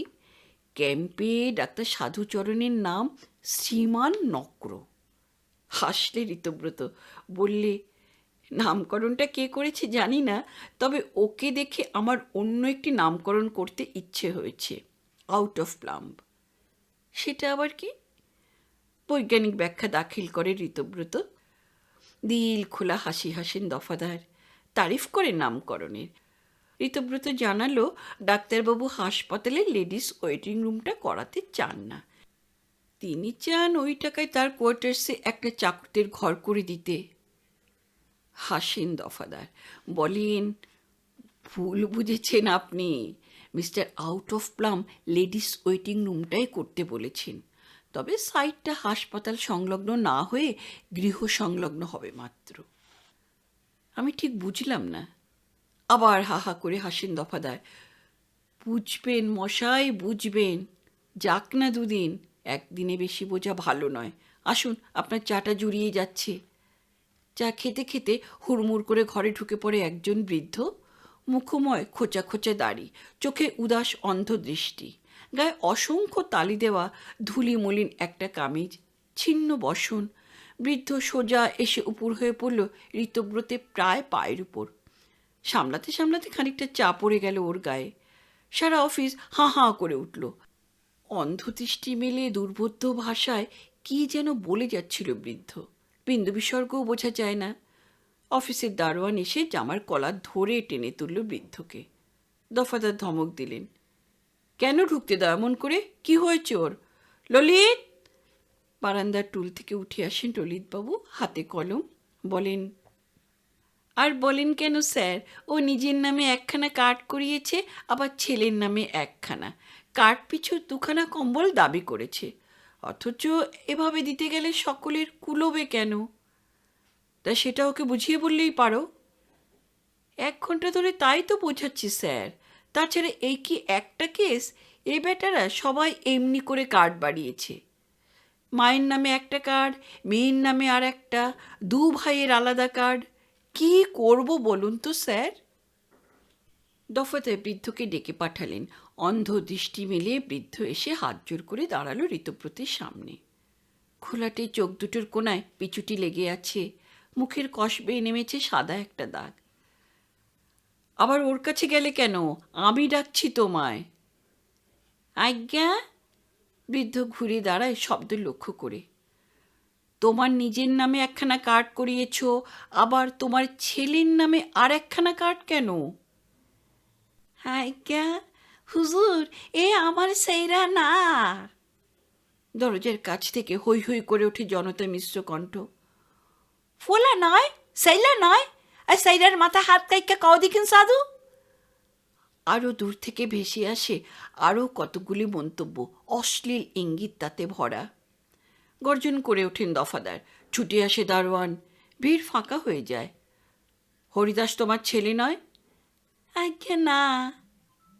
ওর মাথায় হাত দিয়ে বলতে পারো এ কথা? চোখ দুটো ঈষৎ নড়ে ওঠে বৃদ্ধের, কি যেন বলতে যায়, তারপর বসে পড়ে। দু হাঁটুর মধ্যে মাথা গুজে ফুঁপিয়ে কেঁদে ফেলে সে। কি হলো তোমার? কান্নায় ভাঙা ঘরঘরে গলায় কি যেন জবাব দেয় বৃদ্ধ। সব কথা বোঝা যায় না, ভাবার্থটা এত বড় কথা। আজ নয় সে দুর্দশায় পড়েছে, গায়ে তারও 5 বিঘা জমি ছিল, গায়ে ছিল। আজ তার দুরবস্থা দেখে হুজুর পর্যন্ত বলেন ছেলের মাথায় হাত দিয়ে কথা বলতে। বৃদ্ধ বয়সে একমাত্র সন্তানকে হারালে কি খুশি হন হুজুর? দফাদার বলেন, কি আশ্চর্য, তুমিই তো বললে তোমার ছেলে নয়। আজ্ঞা, আমার সেইরা না তো কার সেইরা? আহান আরে আমি ত্যাজ্যপুত্র করছি। হেসে ফেলেন দফাদার।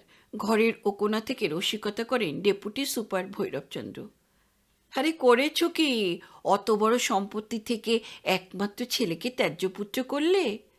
আবার দত্তক নেবে নাকি? বলো, তাহলে রাজি হয়ে যাই আমি। হঠাৎ কণ্ঠস্বর বদলে গেল দফাদারের। ভৈরবচন্দ্রের প্রতি এক তীক্ষ্ণ দৃষ্টিপাত করে তিনি বৃদ্ধকে বললেন, এখন যাও, সব বিলি হয়ে গেলে যদি বাঁচে তবে আর একখানা কম্বল পাবে তুমি। বাহাদুর ওকে উঠিয়ে নিয়ে গেল। ঘরে ক্ষণিক নীরবতা। দফাদার যেন ভৈরবচন্দ্রকে কি বলতে গিয়ে থেমে গেলেন। হঠাৎ ঋতব্রতের দিকে ফিরে বললেন, আসবেন এক সময় আমার বাসায়, আলাপ করা যাবে। ঋতব্রতও যেন রেহাই পেয়ে গেল। ঘর ছেড়ে সাইকেলে চেপে কাজ দেখতে বের হলো সে। ছোট বড় ব্যারাক বাড়ি পাশাপাশি। ওর কোটরে আশ্রয় নিয়েছে অসংখ্য ভূতপূর্ব মানুষ। ওরাও নাকি একদিন আমাদেরই মতো হাসতো, খেলতো, রোজগার করত, খরচ করত, তুলে রাখত ভবিষ্যতের সঞ্চয়। হঠাৎ চিন্তাস্রোতে বাধা পড়ল। ওভারসিয়ার সেনগুপ্ত নমস্কার করে পথ আগলে দাঁড়িয়েছে। কাজের সম্বন্ধে কি জানতে চায় সে। সাইকেল থেকে নেমে ঋতব্রত এগিয়ে যায় কাজের ওখানে। P-37 নম্বর ব্যারাক। মিলিটারি আমলের নামেই ব্যারাকের পরিচয়। শালের খুঁটির উপর খড়ের চাল, বিরাট বড় একটা হলঘর, মাঝে পিঠামুলি বাঁশের ছেঁচা বেড়া। সেনগুপ্ত বলে, 31টা খুঁটি বদলাবার কথা আছে এটায়, সব শুদ্ধ 117টা খুঁটি আছে, সবগুলোই প্রায় পচে গেছে। কি করব, একটু দেখে দিন তো স্যার। সত্যিই তাই, যে গোটা 10 খুঁটির গোড়া খুঁড়ে রাখা হয়েছে তার সবকটির তলায় পচে গেছে। ঋতব্রত বললে, আপাতত 31টা বদলে দিন, পরে এক্সিকিউটিভকে জানিয়ে দেখব। একসঙ্গে চিৎকার করে কথা বলে ওঠে আশপাশ থেকে কয়েকজন। 31টা খুঁটি বদলানো যা, না বদলানো তাই, মরতাম হয় ওইখানেই মরবাম। আপনার পরান না, আমরা তো রিফু। জ্বর যখন এ আপনার তো থাইন পাকা কোটা তালাত। বিব্রত বোধ করে ঋতব্রত। কোথা থেকে ধমক দিয়ে ওঠে সিংজির ঠিকাদার। ওরা চুপ করে যায়। কটা পোস্ট বদলালে ঘরটা যথেষ্ট শক্ত হয় বলে মনে করেন সুরেনবাবু? সবগুলোই বদলানো দরকার স্যার। কিন্তু সে তো আর সম্ভব নয়। ওভারসিয়ার সেনগুপ্ত নিরুত্তর। সিংজি বললে, আমি বলবো হুজুর 50টা বদলিয়ে দিন। 50টায় কিছু হবে না, সেনগুপ্ত সাফা জবাব। হবে হবে হবে ওভাসিয়ার বাবু হবে, 50টা বদলিয়ে দিন আর বাদ বাকি মেয়ে ঠেকা দিয়ে দিন, নাকি বলেন স্যার? অকুলে কুল পায় ঋতব্রত। হ্যাঁ, তাই করা হোক। ও আবার সাইকেলে উঠবার উপক্রম করে। সিংজি সেনগুপ্তকে মনে করিয়ে দেয়, কোল্টেরিংটার কথা ভি বলেন স্যারকে। ও হ্যাঁ, শালের খুঁটিতে আলকাতরা মাখাবার জন্য সিংজি 2 ব্যারেল আলকাতরা এনেছিল, অতি রদ্দি মাল। আমি রিজেক্ট করেছি। সেই সম্বন্ধে সিংজি আপনাকে কিছু বলবে। ঋতব্রত সিংজির দিকে মেলে ধরে জিজ্ঞাসু দৃষ্টি। সিংজি পাগড়ির প্রান্তভাগ দিয়ে কপালের ঘামটা মুছে ফেলে বলে, हाँ जी, ये बात हमें मानिए नीलम, लेकिन हाथेर 5টা आंगुल भी तो एक साइज হয় না স্যার, ও 2 ব্যারেল ভি মিশাইলি। ঋতব্রত গম্ভীর হয়ে যায়। না, তা সে হতে দেবে না। ভালো মাল নেবার জন্য পয়সা দেওয়া হবে ঠিকাদারকে, 2 ব্যারেল রদ্দি মালই বা সে নেবে কেন? আলকাত্তার আবার ভালো খারাপ মাল থাকে নাকি?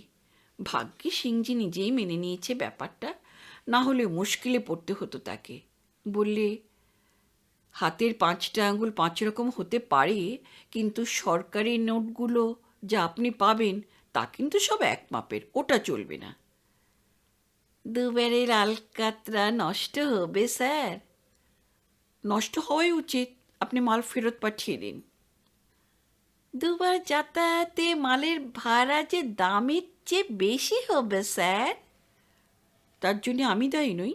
কলকাতার যে এজেন্ট আপনার মাল খরিদ করে তার কমিশন বা পাওনা থেকে কেটে নেবেন। অতি কাতরভাবে আরও 2-1বার অনুরোধ করে সিংজি। ঋতব্রত কিন্তু নাছোড়বান্দা। এইসব ঠিকাদারের প্রতি এক বিন্দু করুণা নেই তার। সে কিছুতেই এক ফোঁটা খারাপ মাল নিতে দেবে না। তখন বাধ্য হয়ে সিংজি প্রস্তাব করল, হুজুর যদি অনুমতি করেন তবে পুরনো শালবালগাগুলোতে লাগিয়ে দেব ওটা, দাম চাই না। মালটা ফেলে দিলেও লোসকান, ফিরিয়ে দিলেও লোসকান, যাক ওটা ওভাবে খরচ হয়ে। এতে আপত্তি করার কোনো কারণ ঋতব্রত খুঁজে পেল না। পুরনোগুলোতে যদি সিংজি নিজের খরচে আলকতরা মাখায় এবং দাম না চায়, তবে তার আবার আপত্তি কিসের? সে অনুমতি দিল। সেনগুপ্ত সাইট অর্ডার বইখানি এগিয়ে দিল। লিখিত অর্ডার চাই সে। লিখিত অর্ডার? বেশ, খসখস করে লিখে দিল সে।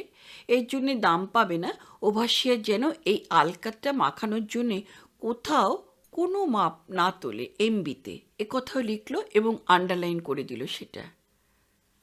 কলম থেকে মুখ তুলে দেখে সিংজি এবং সেনগুপ্তের মধ্যে অর্থপূর্ণ দৃষ্টি বিনিময় হচ্ছিল একটা। ওকে তাকাতে দেখে দুজনেই সামলে নিলে। ঋতব্রত বললে, কিন্তু এতে আপনার লাভ? লাভ সিংজির কিছু নেই, ওটা দরিয়াতে ঢেলে দেবার চাইতে এটাই ভালো হলো। অর্থাৎ কিছু পুন সঞ্চয় করলো ঠিকাদার রামশরণ। ঋতব্রত খুশি হয়। সাইকেলে উঠতে উঠতে ভাবে, এই ধর্মজ্ঞানটুকু না থাকলে এই শ্রেণীর লোককে মানুষ বলেই চেনা যেত না। রওনা হয়ে পড়ল সে দ্বিচক্রযানে। নামতে হলো, কিন্তু একটু পরেই পথের উপর একটি বিধবা মহিলা তাকে নামতে বলছেন। নিরাভরণা প্রৌঢ়া ভদ্রমহিলা, ক্যাম্পের বাসিন্দা, মাথায় আধো ঘোমটা।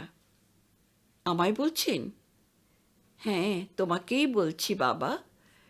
ঋতব্রত এগিয়ে আসে। প্রৌঢ়া বললেন, তার ঘরে একটি দরমার পার্টিশন দিয়ে দেবার জন্য ঠিকাদারের লোকজনকে অনুরোধ করেছিলেন তিনি। তারা রাজি হয়নি।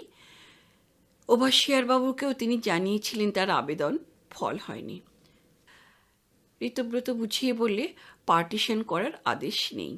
যেখানে পুরনো পার্টিশন দেওয়াল আছে সেটাই শুধু মেরামত করা চলবে, নতুন পার্টিশন দেওয়াল করা যাবে না। প্রৌঢ়া কয়েকবার বিনীত অনুরোধ করলেন।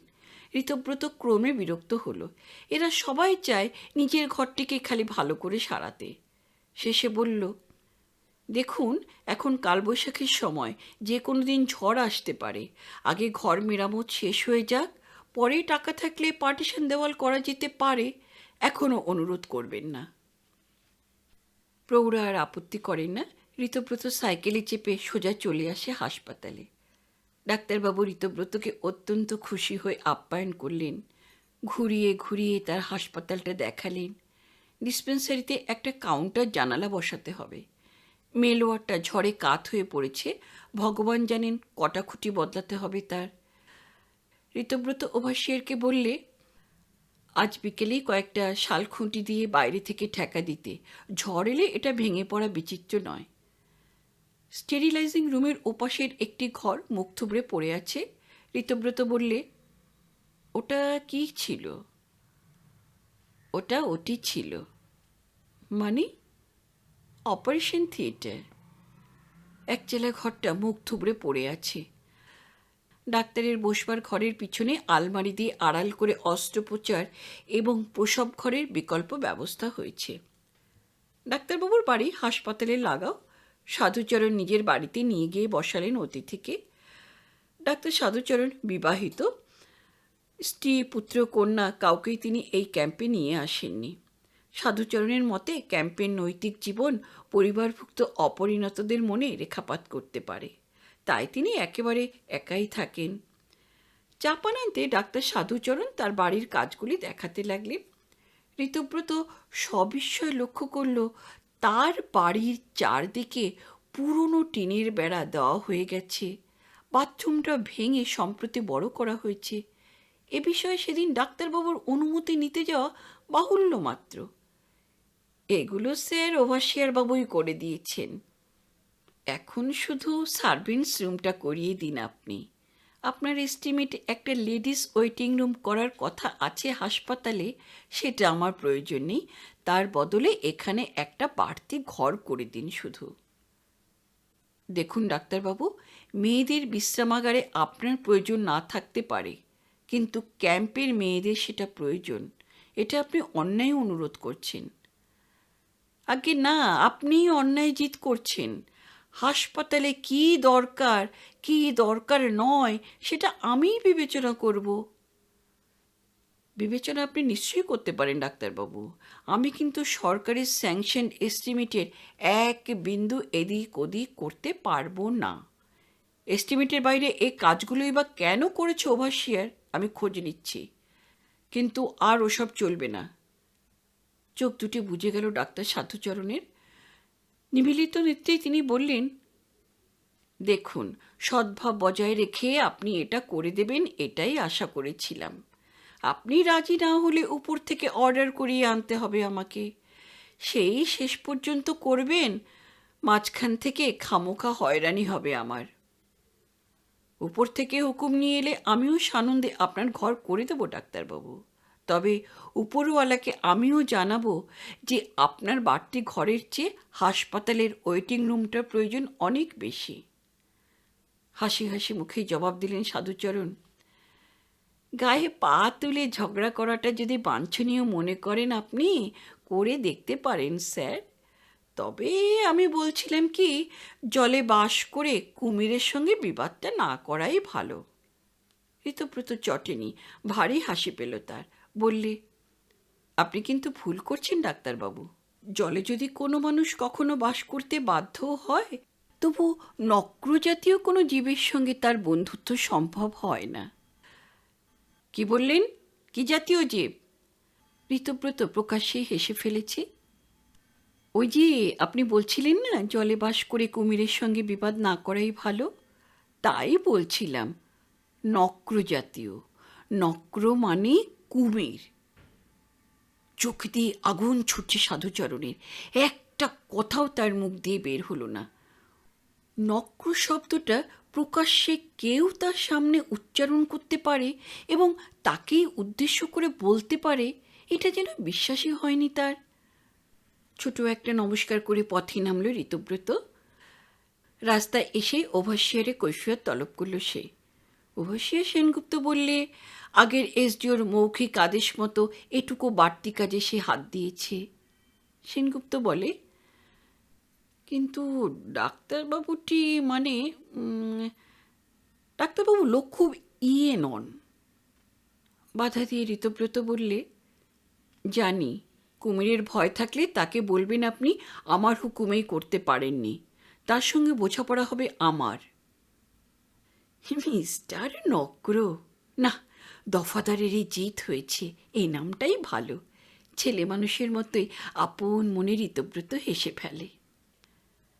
রান্না করবার জন্য একটি লোক খুঁজছিল ঋতব্রত।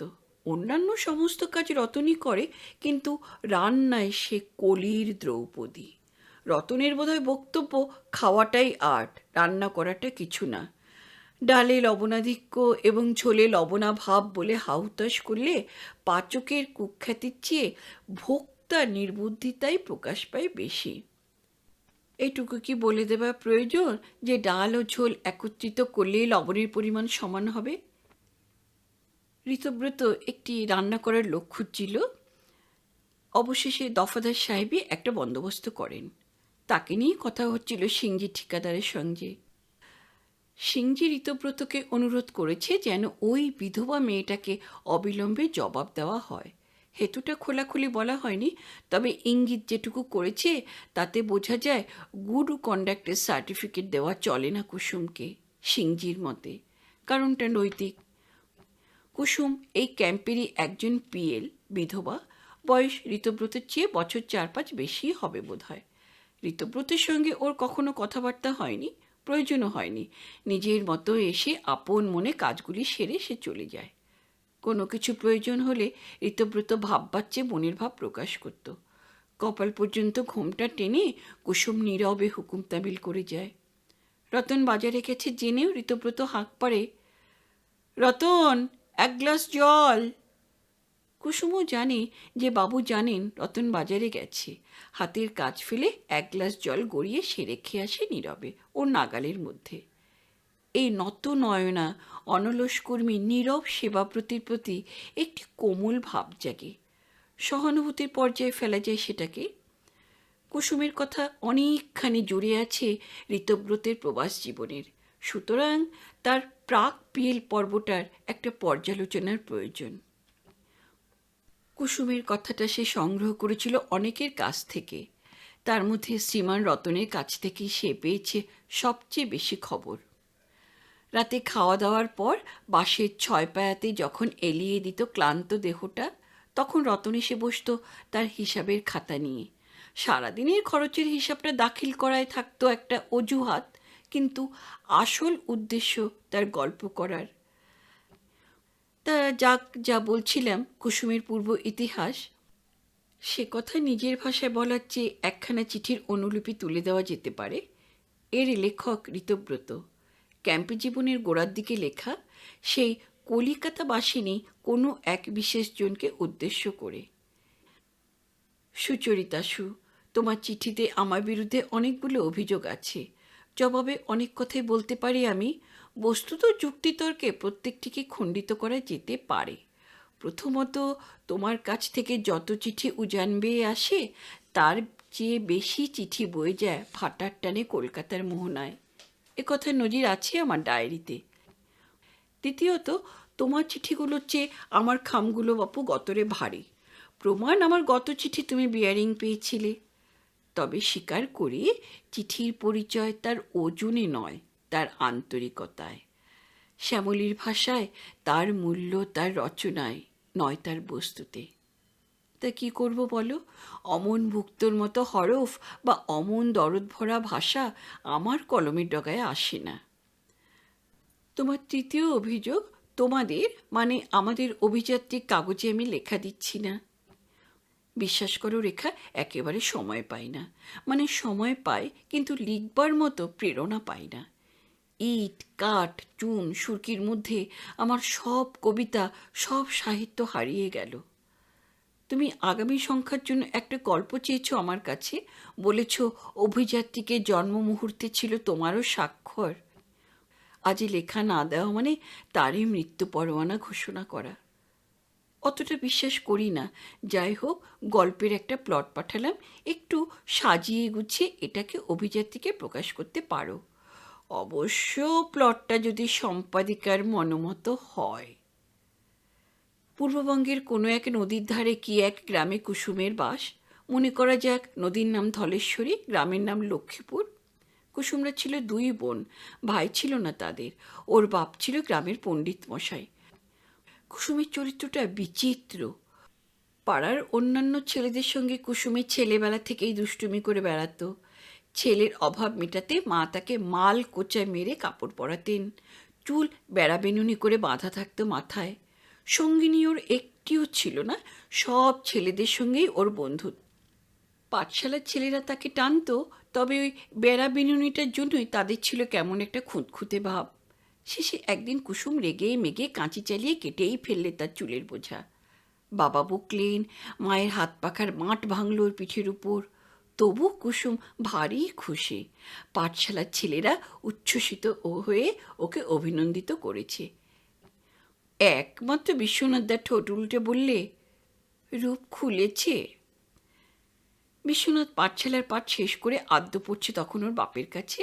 বিশ্বনাথকে কুসুম দুচোখে দেখতে পারত না। জোয়ান হলে কি হবে, কুসুমের কোনো কিছুই যেন প্রশংসার নয় বিশ্বনাথের কাছে। তা বয়েই গেল কুসুমের। সকলের সাথে দল বেঁধে কুসুম যেত ধলেশ্বরীতে মাছ ধরতে। সাঁতরে গিয়ে কতদিন মহাজনের নৌকোর গলই ধরে চলে যেত মাঝ নদীতে। কালবৈশাখীর ঝড়ে আম কুড়োনো, এমনকি নষ্টচন্দ্রের রাত্রে পাকা কলের কাঁধে চুরি করার মধ্যেও তাকে খুঁজে পাওয়া যেত।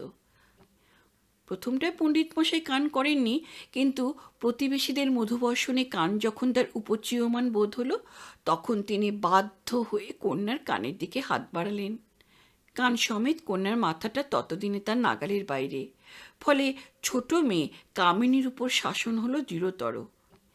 কুসুম তখন শাসনের বাইরে, সে ছেলে হয়ে গেছে। পিতামাতার হাত এড়ালেও কুসুম শেষ পর্যন্ত ধরা পড়ল আর একজনের হাতে। তিনি প্রকৃতি। চুল কেটে ফেললেই যে ছেলে হওয়া যায় না, এ সত্য সে বুঝলে একদিন চোখের জলে বুক ভাসিয়ে। তখন ওর বয়স কতই বা, এই 12-13। ওকে মাঝে রেখে বেশ এক দফা মারামারি হয়ে গেল দুপক্ষ ছাত্রদের মধ্যে। ঝগড়াটা সূত্রপাত অতি সামান্য বিষয় নিয়ে। খেলোয়াড়দের মধ্যে দুদলের কোন দলে কুসুম যোগ দেবে, এটাই ছিল বিবদমান দুটি দলে বিচার্য বিষয়। ঝগড়াটা কিন্তু শেষ পর্যন্ত পরিণত হলো দুই বিপক্ষ দলের ক্যাপ্টেন আব্দুল গনি আর নির্মলের ব্যক্তিগত দ্বন্দ্বে। কুসুমের মালিকানা সত্ত্বেই সেখানে ঝগড়ার বিষয়বস্তু।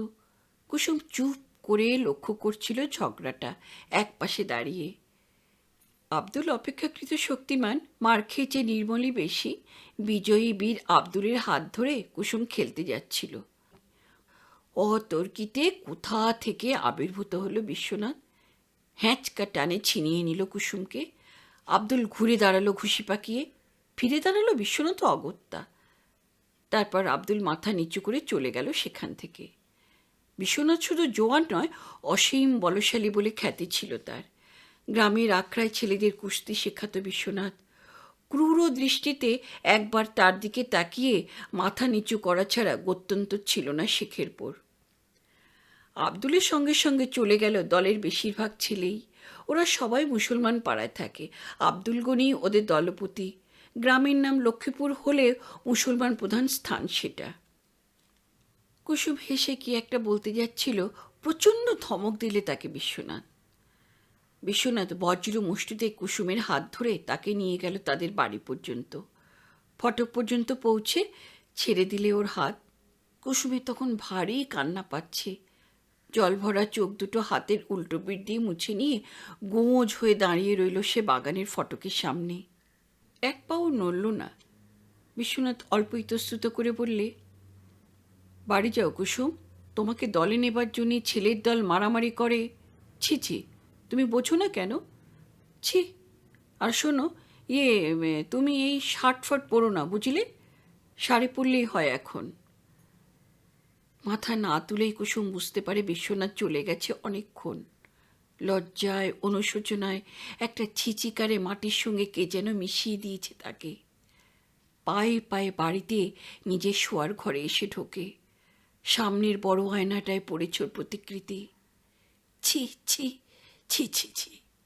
ছুটে গিয়ে উপর হয়ে পড়ে সে খাটের উপর। তারপর ফুলে ফুলে কি কান্না তার। এখানেই শেষ করছি আজ কুসুমের উপাখ্যান। তার কারণ কাহিনীর এই পর্যন্ত সংগৃহীত হয়েছে এ পর্যন্ত। পরে বাকিটা প্রকাশ্য ক্রমশ। নিজের কথায় আসি, কাজ চলছে একরকম, ভালো লাগছে না আর। এখন এত পুরোদমে কাজ চলছে যে ছুটিও নেওয়া সম্ভব নয়। অথচ ভারী দেখতে ইচ্ছে করছে তোমায় রেখা। তুমি এতক্ষণে হয়তো দক্ষিণী বারান্দায় ইজি চেয়ারটা টেনে নিয়ে বসেছ। আচ্ছা, লেডি হিলিংডন গাছটায় ফুল ফোটেনি এখনো? আজকাল বিকেলে কোথায় যাও? সিনেমা দেখছো নিশ্চয়ই। কার সঙ্গে? ভারতের সিংহাসন খালি নাহি রবে, তা জানি। আচ্ছা, আমি না হয় যেতে অপারগ, তোমার পক্ষে চলে আসাটা কি এতই অসম্ভব? তোমার কলেজ তো বন্ধ। মেসোমশাইকে বলো না যে তোমার এক বান্ধবীর বিয়ে মধুপুর অথবা আসানসোল, বলে বেরিয়ে পড়ো। হুট করে এসে যদি হাজির হও ক্যাম্পে, আমি ভারী চমকে যাব। এখানে কিচ্ছুটি অসুবিধা হবে না। বাথরুম একটা বানিয়ে দেব টিন দিয়ে ঘিরে। তা হ্যাঁ বাপু, দুখানা শোবার ঘরই আছে। মাঝের পার্টিশনে দরজা থাকলেও তা ভিতর থেকে বন্ধ করা যায় রেখা। আজ এখানেই থামছি। ওভারসিয়ারবাবু আসছে দেখতে পাচ্ছি জানলা দিয়ে। এবারও বাড়তি টিকিট দিলাম না, বিয়ারিং চিঠি খোয়া যায় কম। ভালোবাসা জানাতে সাহস পাচ্ছি না, গ্রহণ তো করলে না কোনো দিন। তাই রইল আমার শুভেচ্ছা। ইতি। সূর্য মাথার উপরে উঠেছে। সাইকেলে চেপে কাজ দেখে ফিরছিল ঋতব্রত। কোথায় ঘরের চাল নামাচ্ছে কেটে কেটে, কোথাও পোয়াল গুছিয়ে দিচ্ছে পাতায়, কোথাও শালের খুঁটি পাচ্ছে নবকলেবর। নানান জাতের কর্মীর কর্মব্যস্ততা। সাইকেল চলছে দ্রুত গতিতে। গরম হাওয়া বইছে উল্টো দিক থেকে। বৃষ্টি এখনও নামেনি। বাদিকে L29 ব্যারাকে পুরনো টিন বদলে নতুন টিন চাপাচ্ছে মিস্ত্রিরা। হাতুড়ির আওয়াজ উঠছে ঠক ঠক ঠক। হঠাৎ ব্রেক কষলে ঋতব্রত। সাইকেল থেকে নেমে ঘুরে ঘরখানার পিছন দিকে গেল। যা ভেবেছে তাই। পাঞ্জাবি ছুতোর মিস্ত্রি হাতুড়ি মেরে স্ক্রু বসাচ্ছে টিনে। ধমক দিয়ে ওঠে ঋতব্রত।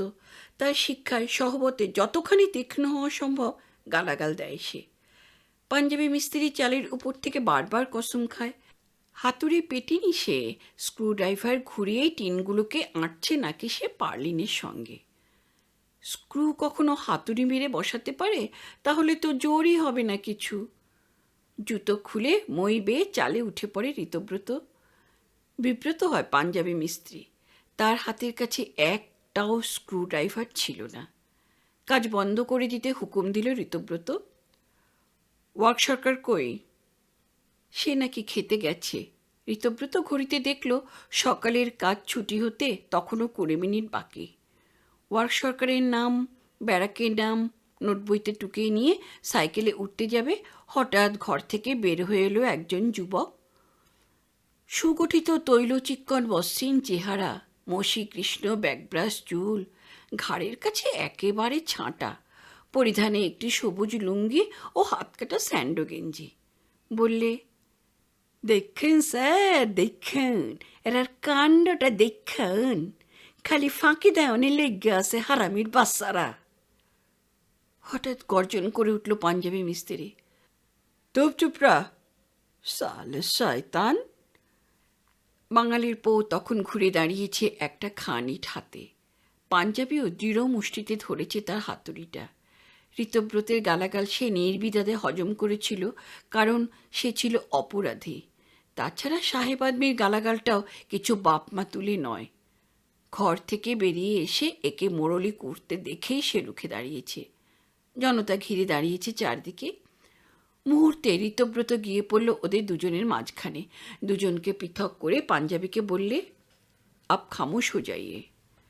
আর নজনের দিকে ফিরে বললে, আপনি ওকে গাল দিলেন কেন? ও কাজে ফাঁকি দিয়ে থাকে তা দেখবার জন্য অন্য লোক আছে। আপনি ওকে গাল দেবার কে? দিতাম না, গাল দিতাম না, 100 বার দিয়াম। ঘরের ভিতর থেকে আর একজন মহিলা এগিয়ে এসে ওর হস্তাকর্ষণ করে, বলে, কারি কি তা কসবার খুয়া দেহস না চক্ষু মেইলা? অনার্যটাকে কইলাম, প্রতিবাদ করে বড় খোকা। আপনি কোথায় থাকেন বলুন তো? প্রশ্নটা ঋতব্রতের। থাকবাম ফিরাবার কই, এই ঘরই থাই। এই ঘরে? আপনি এই ক্যাম্পের বাসিন্দা? হ, 5 বছর থাকলে যদি বাসিন্দা কয় তা বাসিন্দাই। আপনি পিএল? হ। অবাক হয়ে যায় ঋতব্রত। এই ষাঁড়ের মতো তাগড়াই জোয়ান মধ্যে পিএল, অর্থাৎ পার্মানেন্ট লায়াবিলিটি, যাবৎ জীবেত সরকারি ডোল ও ভক্ষেত। হেসে ফেলেছে সে অতি দুঃখেও। পাঞ্জাবি মিস্ত্রি তখনও খামোশ হয়ে প্রতীক্ষা করছে সুবিচারের। তার দিকে ফিরে ঋতব্রত বললে, এই দুর্বল পিএল লোকটার উপর তোমার মতো জোয়ানের রাগ করার শোভা পায় না। ওর শরীরে কোনো পদার্থ নেই বলেই না সরকারি ডোল খেয়ে জীবন ধারণ করে বেচারি। মুখ কালো করে ঘরে ঢুকে যায় বড় খোকা। অনুচ্চ কণ্ঠে বলে শুনিয়ে শুনিয়ে, আমার যেন আসামি পাইছে, কোথায় তাহ কি তা কর, অত কথা কেন রে বাবু, এটা কি কাঠগড়া নাই? ঋতব্রত সাইকেলটা ঠেলে বড় রাস্তায় তুলতে থাকে। পাঞ্জাবি তার যন্ত্রপাতি গুছিয়ে তোলে। কাটা চালের খড়ের গাদায় ঋতব্রতের সাইকেলের চাকাটা আটকে যায়। নিচু হয়ে ছাড়াতে ছাড়াতে জনতাকে উদ্দেশ্য করে বলে, এগুলো আপনারা সরিয়ে রাখেন না কেন? বাড়ির চারপাশ এত নোংরা করে রাখে। ফুঁস করে ওঠে ভিড়ের মাঝে একজন, কেন আমরা কি মাসের মধ্যে ফরাস ময়লা ফেলাইমু কেন? ঋতব্রত নরম হয়ে বলে, ময়লা তো নয়, আপনাদেরই ঘরের চাল। নিজের ঘরের খড় কি সরাতেন না নিজেদের বাড়িতে? খড়কুটো এত চারপাশে ছড়ানো থাকাটা কি ভালো? গরমের দিন কে কোথায় একটা বিড়ি খেয়ে ফেলবে। ফ্যাটে খাতি পাই না আমরা রিফু, আর আমাগরে কান বিড়ি খাই ফেলাইবে? বিরক্ত হয় ঋতব্রত। লক্ষ্য করে সামনের সারিতেই একজন বিড়িটাকে হাতের তালুতে লুকিয়ে ফেলে। বলে, কি আশ্চর্য, খামোকা তর্ক করছেন কেন? আপনারা কেউ বিড়ি না খেলেও পথ চলতি মানুষও তো ফেলতে পারে। তাছাড়া সাপ খোপ পোকামাকড় হয়, একটু পরিষ্কার থাকতে পারেন না নিজেরা? এত নোংরা কেন? প্রতিবাদটা এবার শত কণ্ঠে ছড়িয়ে পড়ে, ফ্যাডে ফুলাও কাইল্লা বললি বেবাকি পরিষ্কার থাকতে চায়। অর্থাৎ ওদের কি ইচ্ছে করে না শার্ট প্যান্ট পরে সাহেব সাজতে? ওদের গায়ে গেলে দেখতে পেতে পরিচ্ছন্নতা কাকে বলে? একটি কুটো খুঁটে তুলুক তো কেউ বাড়ির 10 হাতের মধ্যে। এটা তো ওদের গায়ের বাড়ি নয়, এখানে এসব সাফা করার জন্য সরকারি ঠিকাদার রাখা হয়েছে। এরপরেও ধৈর্য থাকা অসম্ভব ঋতব্রতের মতো রকচটা লোকের। তবু সে মিষ্টি কথায় বোঝাতে গেল, ময়লাগুলো যদি ওরা নিজেরাই সাফাই করে তবে সাইট ক্লিয়ারেন্স বাবদ সরকারি টাকাটা দেবে না সে ঠিকাদারকে। সে প্রমাণ করতে চায় পিএল মার্কা দেওয়া হলেও এরা মনুষ্যত্ব হারায়নি আজও। সুযোগ সুবিধা পেলে আবার মানবিকতা পরিচয় এরা দিতে পারে। কিন্তু হঠাৎ একটা মন্তব্যে ওর সব সংযম হারিয়ে গেল। কথাটা বলেছে ঘরের ভিতর থেকে সেই বড় খোকা নামধারী যুবকটি। জানি, সব জানি, আমরা ময়লা ফেলাইবাম আর হেইটা হ্যাডা তোমার ঠিয়াদারে নামে লেখা তোমরা 2 জনে ভাগ বাটোয়ারা করবা। সাইকেল ঠেলতে ঠেলতে পিচের রাস্তায় উঠে এলো ঋতব্রত। পিচ তখন গলতে শুরু করেছে। সূর্য হেলে পড়েছে পশ্চিম দিকে। নিজের ঘরে এসে পৌঁছল ক্রমে। এ বেলার মতো চাকরি শেষ হয়েছে তার। রতন সাইকেলটা ঘরে তোলে। তার স্পোকে তখনও জড়িয়ে আছে কয়েক টুকরো খড়। L29 ঘরের গ্লানি। জুতো জামা না খুলেই চিত হয়ে শুয়ে পড়ল ঋতব্রত। অফিসে একা বসে কাজ করছিল ঋতব্রত। 5টা বেজে গেছে, সবাই চলে গেছে।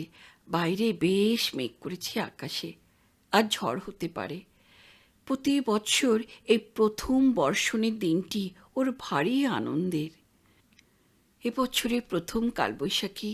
সারাদিনের দুর্দান্ত গরমের পর যখন আকাশের কোণ থেকে মত্ত মাতঙ্গের মতো সুর নাড়তে নাড়তে মেঘের দল ধেয়ে আসে, ও তখন ছাদে গিয়ে দাঁড়িয়ে দেখে প্রকৃতির বিপুল সমারোহ। বিশাল বনস্পতি মাথা নিচু করে অভিবাদন করে ঝড়কে। হৈ হৈ করে এসে পড়ে ঝড়। ওরে খড় কুটো ধুলো বালি, আর সঙ্গে সঙ্গে বৃষ্টির বড় বড় ফোঁটা। প্রতি বছরই সে ভিজতে ভালোবাসে প্রথম বর্ষণের ধারাপাতে। আবৃত্তি করে রবি ঠাকুরের কবিতার বিশেষ বিশেষ অংশ। এখনো ঝড় আসেনি, শুধু কালো করে থমকে আছে আকাশটা। এলোমেলো হাওয়া বইছে, দুলছে অফিস ঘরের পর্দাটা। পাশের ঘরে চায়ের জল বসিয়েছে রতন। একটানা শব্দ ভেসে আসছে তার, শোঁ। কলকাতার ডাক দেখছিল সে। সময়ে প্রোগ্রেস রিপোর্ট পাঠানো হয়নি বলে কৈফিয়ত তলব করা হয়েছে। অডিট অবজেকশনের কপি। এটা কি ট্যুর প্রোগ্রাম? এক্সিকিউটিভ ইন্সপেকশনে আসছে বুধবার। Work charge sanction. না, আর পারা যায় না। ঠান্ডা হাওয়া বইছে। বৃষ্টি বোধহয় শুরু হয়েছে দূরে কোথাও। না, দূরে নয়, কাছেই। ওই তো ভিজে মাটির একটা সোঁদা গন্ধ ভেসে আসছে। ডাক ফাইলটা দূরে সরিয়ে রাখল ঋতব্রত। একটা কবিতা লিখতেই হবে তাকে, আজই, এক্ষুনি। লেটার হেডের একটা পাতা নিয়ে শুরু করতে যাবে, হঠাৎ দমকা পুবের হাওয়ায় কাগজপত্র উড়িয়ে নিয়ে যায়। হাত থেকে উড়ে যায় অলিখিত কবিতার কাগজটাও। ছুটে আসে রতন, বন্ধ করে দেয় পূব দিকের দরজাটা। চলে যায় একটা লণ্ঠন রেখে। বাইরে নেমেছে বড় বড় বৃষ্টির ফোঁটা। খসখস করে চলে কলম। স্থপতিবিদের পরিচয় নিয়ে নেমেছে রঙ্গালয়ে, বলে যাই ভয়ে ভয়ে। সাবধানে শেখা পাঠটুকু মোর ফুটলাইটের কাছে। ইট কাঠ আর চুনসুরকের হিসেব সাজানো আছে। নাট্যকারের বাধা কত আছে জানা, বাইরে তাহার আপন খেয়ালে কোনো কথা বলা মানা। অফিসের চেয়ারেতে ফ্ল্যাট ফাইলের নেশায় যখন একলা উঠেছি মেতে, দেখিনি তখন ব্যস্ত চক্ষু তুলে। পূবালি পবন চাপরাশি হাত কাট দিয়ে যায় ভুলে। আপন খেয়ালে ঢুকে পথের ধুলার চূর্ণ মুষ্টি ছুঁড়ে মারে মোর মুখে। হ্যাটট্র্যাক হতে ফেলে দেয় হ্যাট, ওড়ায় নকশাগুলি। টেবিলেতে জমে ধুলি। খ্যাপা মেয়েটির অঞ্চল দোলে দ্বারের পর্দাটিতে। খিলখিল করে হেসে ওঠে দেখি আপন দুষ্টুমিতে। এমনি করেই জ্বালায়েছে দিবা রাতি, ও যে এ কবির ছেলেবেলাকার সাথী। টেবিলের উপর চা রেখে গেল রতন। হাত দিয়ে কাগজখানা চাপা দিল ঋতব্রত। সিঁড়ি ভাঙা অঙ্কের মতো বাংলা হরফের লাইনগুলো দেখলে রতনের পক্ষেও বোঝা সম্ভব সাহেব কি কাণ্ডটা করছে। ঝাড়ন দিয়ে টেবিলের ধুলোর প্রলেপটা মুছে দিয়ে রতন চলে যায়। রুদ্ধ দরজার বাইরে ঝোড়ো হওয়ার মাতামাতি। ঘরে তার প্রবেশ বন্ধ হয়েছে। হঠাৎ ও যায় থামি। লজ্জা ও ভয়ে ব্লাউজের নিচে উঠেছে বেচারা ঘামি। জড়িয়ে আঁচল ধুলো মাখা এলো চুলে। এ কার ঘরেও প্রবেশ করেছে ভুলে? এ তো সে তো কভু নয়। কুট প্যান্টের তলায় কোথায় সেদিনের পরিচয়? এ ঘরে তো নাই খাতা ছবি রং তুলি। চাপরাশি এসে ঝেড়ে দিয়ে যায় ধুলি। সামলে আঁচল ধুলো মাখা মৃদু পায়। পূবালি পবন ধীরে ধীরে চলে যায়। জানালা দিয়ে দেখা যাচ্ছে জলকাদার মধ্যে ছপ ছপ করে লণ্ঠন হাতে লোকজন যাতায়াত করছে। বৃষ্টিটা ধরেছে। বর্ষণের মধ্যে ওরা বোধহয় আটকে পড়েছিল এতক্ষণ। 113 নম্বর ঘরটার কথা মনে পড়ল ঋতব্রতের। আজই সকালে চালটা নামিয়েছে। মনে পড়ল 113 নম্বর ঘরের হাঁপানি রোগীটার কথা, আর এদিকে সদ্যজাত শিশু ক্রোড়ে উদ্বাস্তু জননীটিকে।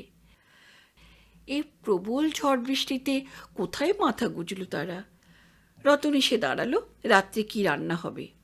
ঢালাও হুকুম দিল ঋতব্রত, খিচুড়ি আর পাঁপড় ভাজা। পাঁপড় ভাজা? এখানে পাঁপড় কোথায় পাবো স্যার? তবে আলু ভাজা। রতন চলে গেল ও ঘরে। দূরে কে যেন ডাকছে, বুধনা, এ বুধনা। একটা গরুর গাড়ি চলে গেল জলকাদা ভেঙে। দুটো বাদলা পোকা ও টেবিলের কাছে ক্রমাগত চক্রাকারে ঘুরছে লণ্ঠনটাকে।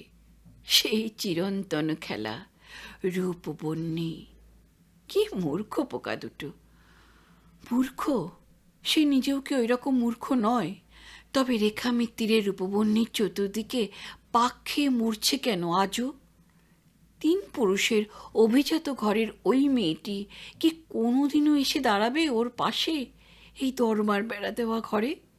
যেখানে পিয়ানো নেই, সিনেমা সাপ্তাহিক নেই, যেখানে সেতার বাজানো চরম রসিকতা, যেখানে বৃষ্টির দিনে পাঁপড় ভাজার কথা মনে হলে ধমক খেতে হয় চাকরের কাছে। দূর হোক গে রেখা মিত্তির, তার কথা ভাবা যাবে পরে।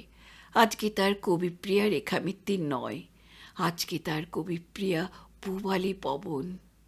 অভিমান করে সেই যে চলে গেল, আর তো ফিরে এলো না সে।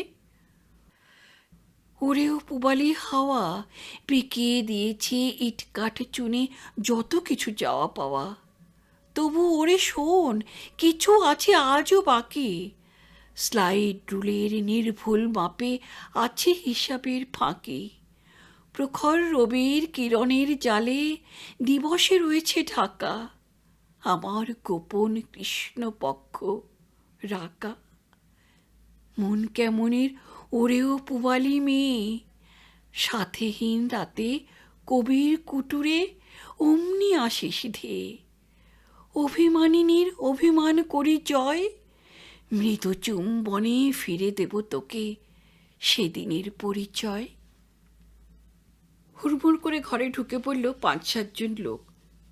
শিগগির চলুন স্যার, হাসপাতালের মেল ওয়ার্ডটা ঝড়ে ভেঙে পড়েছে, 2জন লোক চাপা পড়েছে, একজনের অবস্থা খুব খারাপ। লাফ দিয়ে উঠে পড়ে ঋতব্রত, গামবুটের মধ্যে পা চালাতে চালাতে প্রাথমিক সংবাদটা সংগ্রহ করে। অনেক লোক নাকি জমায়েত হয়েছে অকুস্থলে, সমস্ত ঘরটাই ভেঙে পড়েছে। রুগীদের সরিয়ে আনা হয়েছে রেশন গুদামের বারান্দায়। টর্চটা নিয়ে সে বেরিয়ে পড়ে। রতন ডাকতে এসেছিল, তার খিচুড়ি তৈরি হয়ে গেছে। অবস্থা দেখে থেমে গেল। এতক্ষণে একটা দমকা হাওয়া উঠেছে। খোলা দরজা দিয়ে শূন্য ঘরে ফিরে এসেছে পুবের হাওয়া। ঋতব্রত তখন অন্যমনস্ক হয়ে হন হন করে ছুটে চলেছে হাসপাতালের দিকে। তার শুধু চিন্তা, সুরেন সেনগুপ্ত কি শালের প্রায়াগুলো ঠিকমতো লাগায়নি ওর কথা মতো। খিচুড়ি জুড়িয়ে যায়, টুলে বসে ঝিমায় রতন। লক্ষ্য করে না দমকা হাওয়ায় সাহেবের টেবিল থেকে উড়ে যায় একখানা কাগজের টুকরো। জানালা পার হয়ে পড়ে গিয়ে রাস্তায়, অন্তিম গতি লাভ করে জলকাদার মধ্যে। কাজে দেখে বেড়াচ্ছে ঋতব্রত। অনেকগুলো দরখাস্ত এসেছে ক্যাম্পবাসীদের বিভিন্ন অভিযোগ নিয়ে সুপারিনটেন্ডেন্ট দফাদারের কাছে। এ বাড়ির ছাদ দিয়ে জল পড়ে, ও বাড়ির খড় 9 ইঞ্চি পুরো হয়নি, সে বাড়িতে আরও খুঁটি না বদলালে ঘর পড়ে যাওয়ার সমূহ সম্ভাবনা। দরখাস্তগুলি ফরওয়ার্ড করেছেন দফাদার ওর কাছে ওর জ্ঞাতার্থে। সেগুলি পকেটে নিয়ে সরেজমিনে তদন্ত করে বেড়াচ্ছিল। ভারী মজার সমস্ত আবেদনপত্র। উপরে লেখা মাননীয় বকুলতলা ক্যাম্প সুপার বাহাদুর সমীপেশু, এবং নিচে হুজুর মালিক নিবেদন ইতি থাকলেও অন্তরার লাইন কটা সি শার্প স্কেলেও কুলোয় না। রীতিমতো জ্বালাময়ী ভাষায় বলা হয়েছে ক্যাম্পের রিপেয়ারের নাম করে যথেচ্ছভাবে অর্থের অপব্যয় করা হচ্ছে শুধু। যে তীব্র ব্যঙ্গ ও বক্রোক্তি আছে আবেদনপত্রগুলিতে, তাতে সন্দেহ হয় আর কিছু না হোক খবরের কাগজে সম্পাদকীয় লিখেও এরা অন্য সংস্থান করতে পারত। একটু শুনছেন? ব্রেক কষলে ঋতব্রত। সেই বিধবা ভদ্রমহিলা একটা চটের থলিতে বাজার করে ফিরছেন। রেশন ব্যাগের থেকে বেরিয়ে আসছে লাউ ডগার মাথা। সংকুচিত হয়ে পথের ধারে দাঁড়িয়ে ওকে ডাকছেন। ঋতব্রতের মনে হলো এর আগের দিন তুমি বলে কথা বলেছিলেন। আপনার কি চাই? দরমার পার্টিশন তো? বলেছি তো সেদিন। মহিলা যেন লজ্জায় এতটুকু হয়ে যান। কি জানি, হয়তো ভদ্রঘরের বধূ, এভাবে অনুগ্রহ চাওয়াটা তার অভ্যাস হয়ে যায়নি আজও। একটু নরম হলো ঋতব্রত। তা আমি কি করব বলুন? একজনকে দিতে গেলে সবাই চাইবে। সব ঘরে পার্টিশন দেওয়াল করা তো সম্ভব নয়। তা তো বটেই না, আমি তা বলছিলাম না আজ। আমি জিজ্ঞাসা করছিলাম আমাদের ঘরের উত্তর দিকে L30 ঘরটাকে মেরামত করানো হবে। ওখানে কেউ থাকে না, চাল নেই বলে। ওটা যদি সারানো হয়, আমরা সুপারিনটেন্ডেন্টকে বলে ওখানে সরে যেতাম। L30 নম্বর? সেটা কোনটা? এই তো কাছেই, এখন দেখবেন। চলুন দেখেই আসি। সাইকেলটা ঠেলতে ঠেলতে মহিলার পিছু পিছু সে এসে দাঁড়ায় তার ব্যারাকটার সামনে। আপনি এই ব্যারাকে থাকেন L29-এ? হ্যাঁ বাবা, এখানেই থাকি আমি। এসো না ঘরে, আমি বাজারটা রেখেই যাব তোমার সঙ্গে। আবার কখন আপনি এসে ঠেকেছে তুমিতে। L29 হচ্ছে সেই ঘরটা যেটায় বাস করে সেই বড় খোকা নামধারী লোকটা। ব্রজের নায়ক, যে ছেলেটি ওয়ার্ক সরকার ইনচার্জ, তাকে ধরে ঋতব্রত এমন ধমক দিয়েছে কাজে ফাঁকি দেবার জন্যে যে ওকে দেখলেই ছেলেটি ঘেমে ওঠে। ঘরের ভেতরটা কেমন কাজ হয়েছে দেখবার জন্য মহিলার পিছন পিছন ঋতব্রতও ভিতরে যাচ্ছিল। পর্দার বিকল্প ব্যবস্থা হিসেবে একটা চটের থলি ঝুলছে দরজার সামনে। না, পর্দার বিকল্প তো নয়, পর্দারই প্রতিভূ ওটা। দরজাটার পাল্লাই ছিল না। পর্দা সরিয়ে ভিতরে মাথা গলিয়েই বিদ্যুৎ স্পৃষ্টের মতো বেরিয়ে এলো ঋতব্রত। মহিলাও যেন অপ্রস্তুত হয়ে পড়েছেন। একটু সময় নিয়ে ফের বললেন, এসো এসো বাবা, ভিতরে এসো। আরও 1 মিনিট সময় দিয়ে পর্দা সরিয়ে ঋতব্রত ঘরে ঢুকল। ভিতরের মেয়েটি ততক্ষণে ভিজে কাপড় ছেড়ে নতমুখে কি একটা কাজ করছে। ঋতব্রত চোখ তুলে চাইতে পারল না তার দিকে। বিরাট লম্বা হলকামরা, অন্তত 80 ফুট লম্বা এবং 20 ফুট চওড়া। 8টা পরিবার বাস করে এটায়। একেবারে এদিকের কোণটায় থাকেন এই মহিলা। মেয়েটি তারই এলাকাভুক্ত বলে মনে হয়। একটা নারকুলের দড়ি টাঙানো রয়েছে অন্যান্য অংশ থেকে তার এলাকাটা পৃথক করে। দড়ির উপর আড়াআড়ি করে ঝুলছে একখানা শাড়ি। দ্বিতীয় খোপটায় বসে আছে বড় খোকা। শালের খুঁটিতে হেলান দিয়ে একটা বাঁশের বাঁশিতে ফু দিচ্ছিল অলসভাবে। ওদিককার অংশগুলিতে দুর্দশাগ্রস্ত নরনারীর সাধারণ সংসারযাত্রা নির্বাহের দৃশ্য। কেউ ছেলেকে ঘুম পাড়াচ্ছে, কেউ কাকড় বাজছে। ওপাশে ফুটছে একটা তোলা উনুনের সেদ্ধ ভাত। কোনায় এক বৃদ্ধ বসে বিড়ি পাকাচ্ছে, এক গাল সাদা ধপধপে দাড়ি, অনেকটা ব্রজেনশীলের মতো চেহারা। মাঝখানের একটা খুপড়িতে চিত হয়ে শুয়ে আছে একটা পাগল। লোকটা বিড়বিড় করে আপন মনে কি বকছে। 2টো বেড়াল বাচ্চা খেলা করছে এ কোনায়। ওরা বোধহয় এ ব্যারাকের স্থায়ী পোষ্য। পাগলটার পাশে ঘুমোচ্ছে একটা ন্যাংটো ছেলে, তারই এলাকাভুক্ত মনে হয়। অন্ধকারে সমস্ত হলকামরাটা থমথম করছে। জানলাগুলোর অধিকাংশতেই পাল্লা নেই, সারানো হয়নি এখনো। পচা দরমা, ভাঙা টিন, যে যা পেয়েছে চাপিয়েছে জানালার উপর। বৃষ্টির ছাট থেকে আত্মরক্ষা করতে হবে তো ওদের। ফলে সমস্ত হলকামরাটা পরিণত হয়েছে অন্ধকারে। কিন্তু সেই অন্ধকারের মধ্যেও হিংস্র সাপদের মতো জ্বলছে বড় খোকার চোখ দুটো। লেহন করে ফিরছে সদ্য স্নাতা নতমুখী মেয়েটা সর্বাঙ্গ। ঋতব্রত বুঝতে পারলে ওর তীক্ষ্ণ দৃষ্টি থেকে আত্মরক্ষা করতেই মেয়েটির টাঙানো কাপড়ের আড়ালে ভিজে কাপড় ছাড়ছিল তখন। ওর দিকে পিছন ফিরলে যে দরজার দিকে মুখ করতে হয়, একচক্ষু হরিণের মতোই খেয়াল করেনি তার মেয়েটি।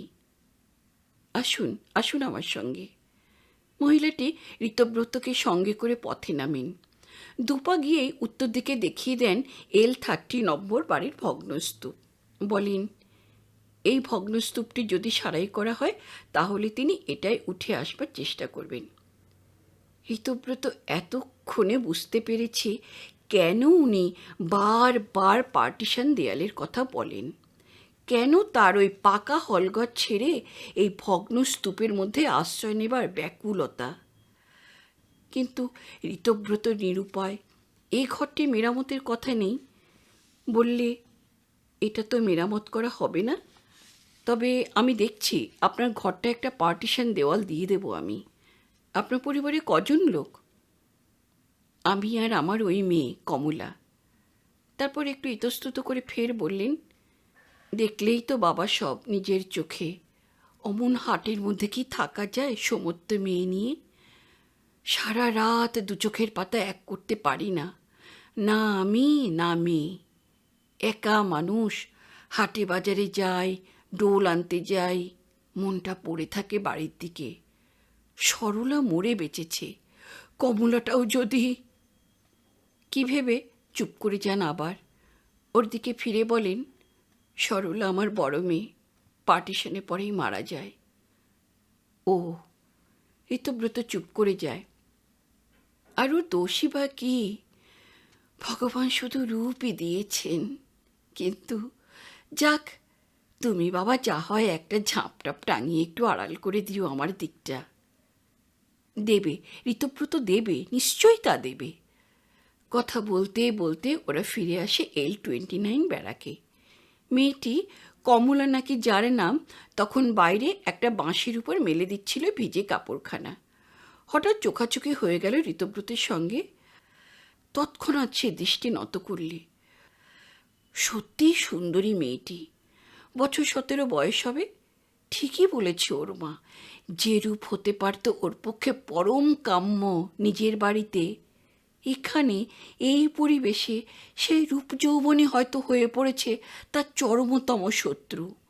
এই হলাহল প্রভাব পঙ্ক সমুদ্রের মাছ থেকে কি করে উঠে এলো এমন সদ্য স্নাতা কমলা সুধাভাণ্ড হাতে? মনের পটে ভেসে উঠল ঋতব্রতের গ্রিক ভাস্কর্যের সদ্য স্নাতা ভেনাসের ছবি, আর তারই পাশাপাশি ফুটে উঠল আর একখানা চিত্র। ছি! অন্তর্বাসী পশুটার গলা টিপে ধরেছে ঋতব্রত। অন্য কোনো সুদৃশ্যের কথা মনে করবার চেষ্টা করল সে। বোটানিক্যাল গার্ডেনের ফুলের সম্ভার, গঙ্গায় সূর্যাস্ত। অন্যদিকে মন দিতে হবে তাকে, অন্য কোনো দৃশ্য, অন্য কোনো ছবির কথা ভাবতে হবে। মোড়ের নেগেটিভটার উপর বারবার নিতে লাগলো অন্যান্য ছবির স্ন্যাপশট, যাতে প্রথম আলেখ্যটার আর পাঠোদ্ধার করা না যায় কোনো দিন।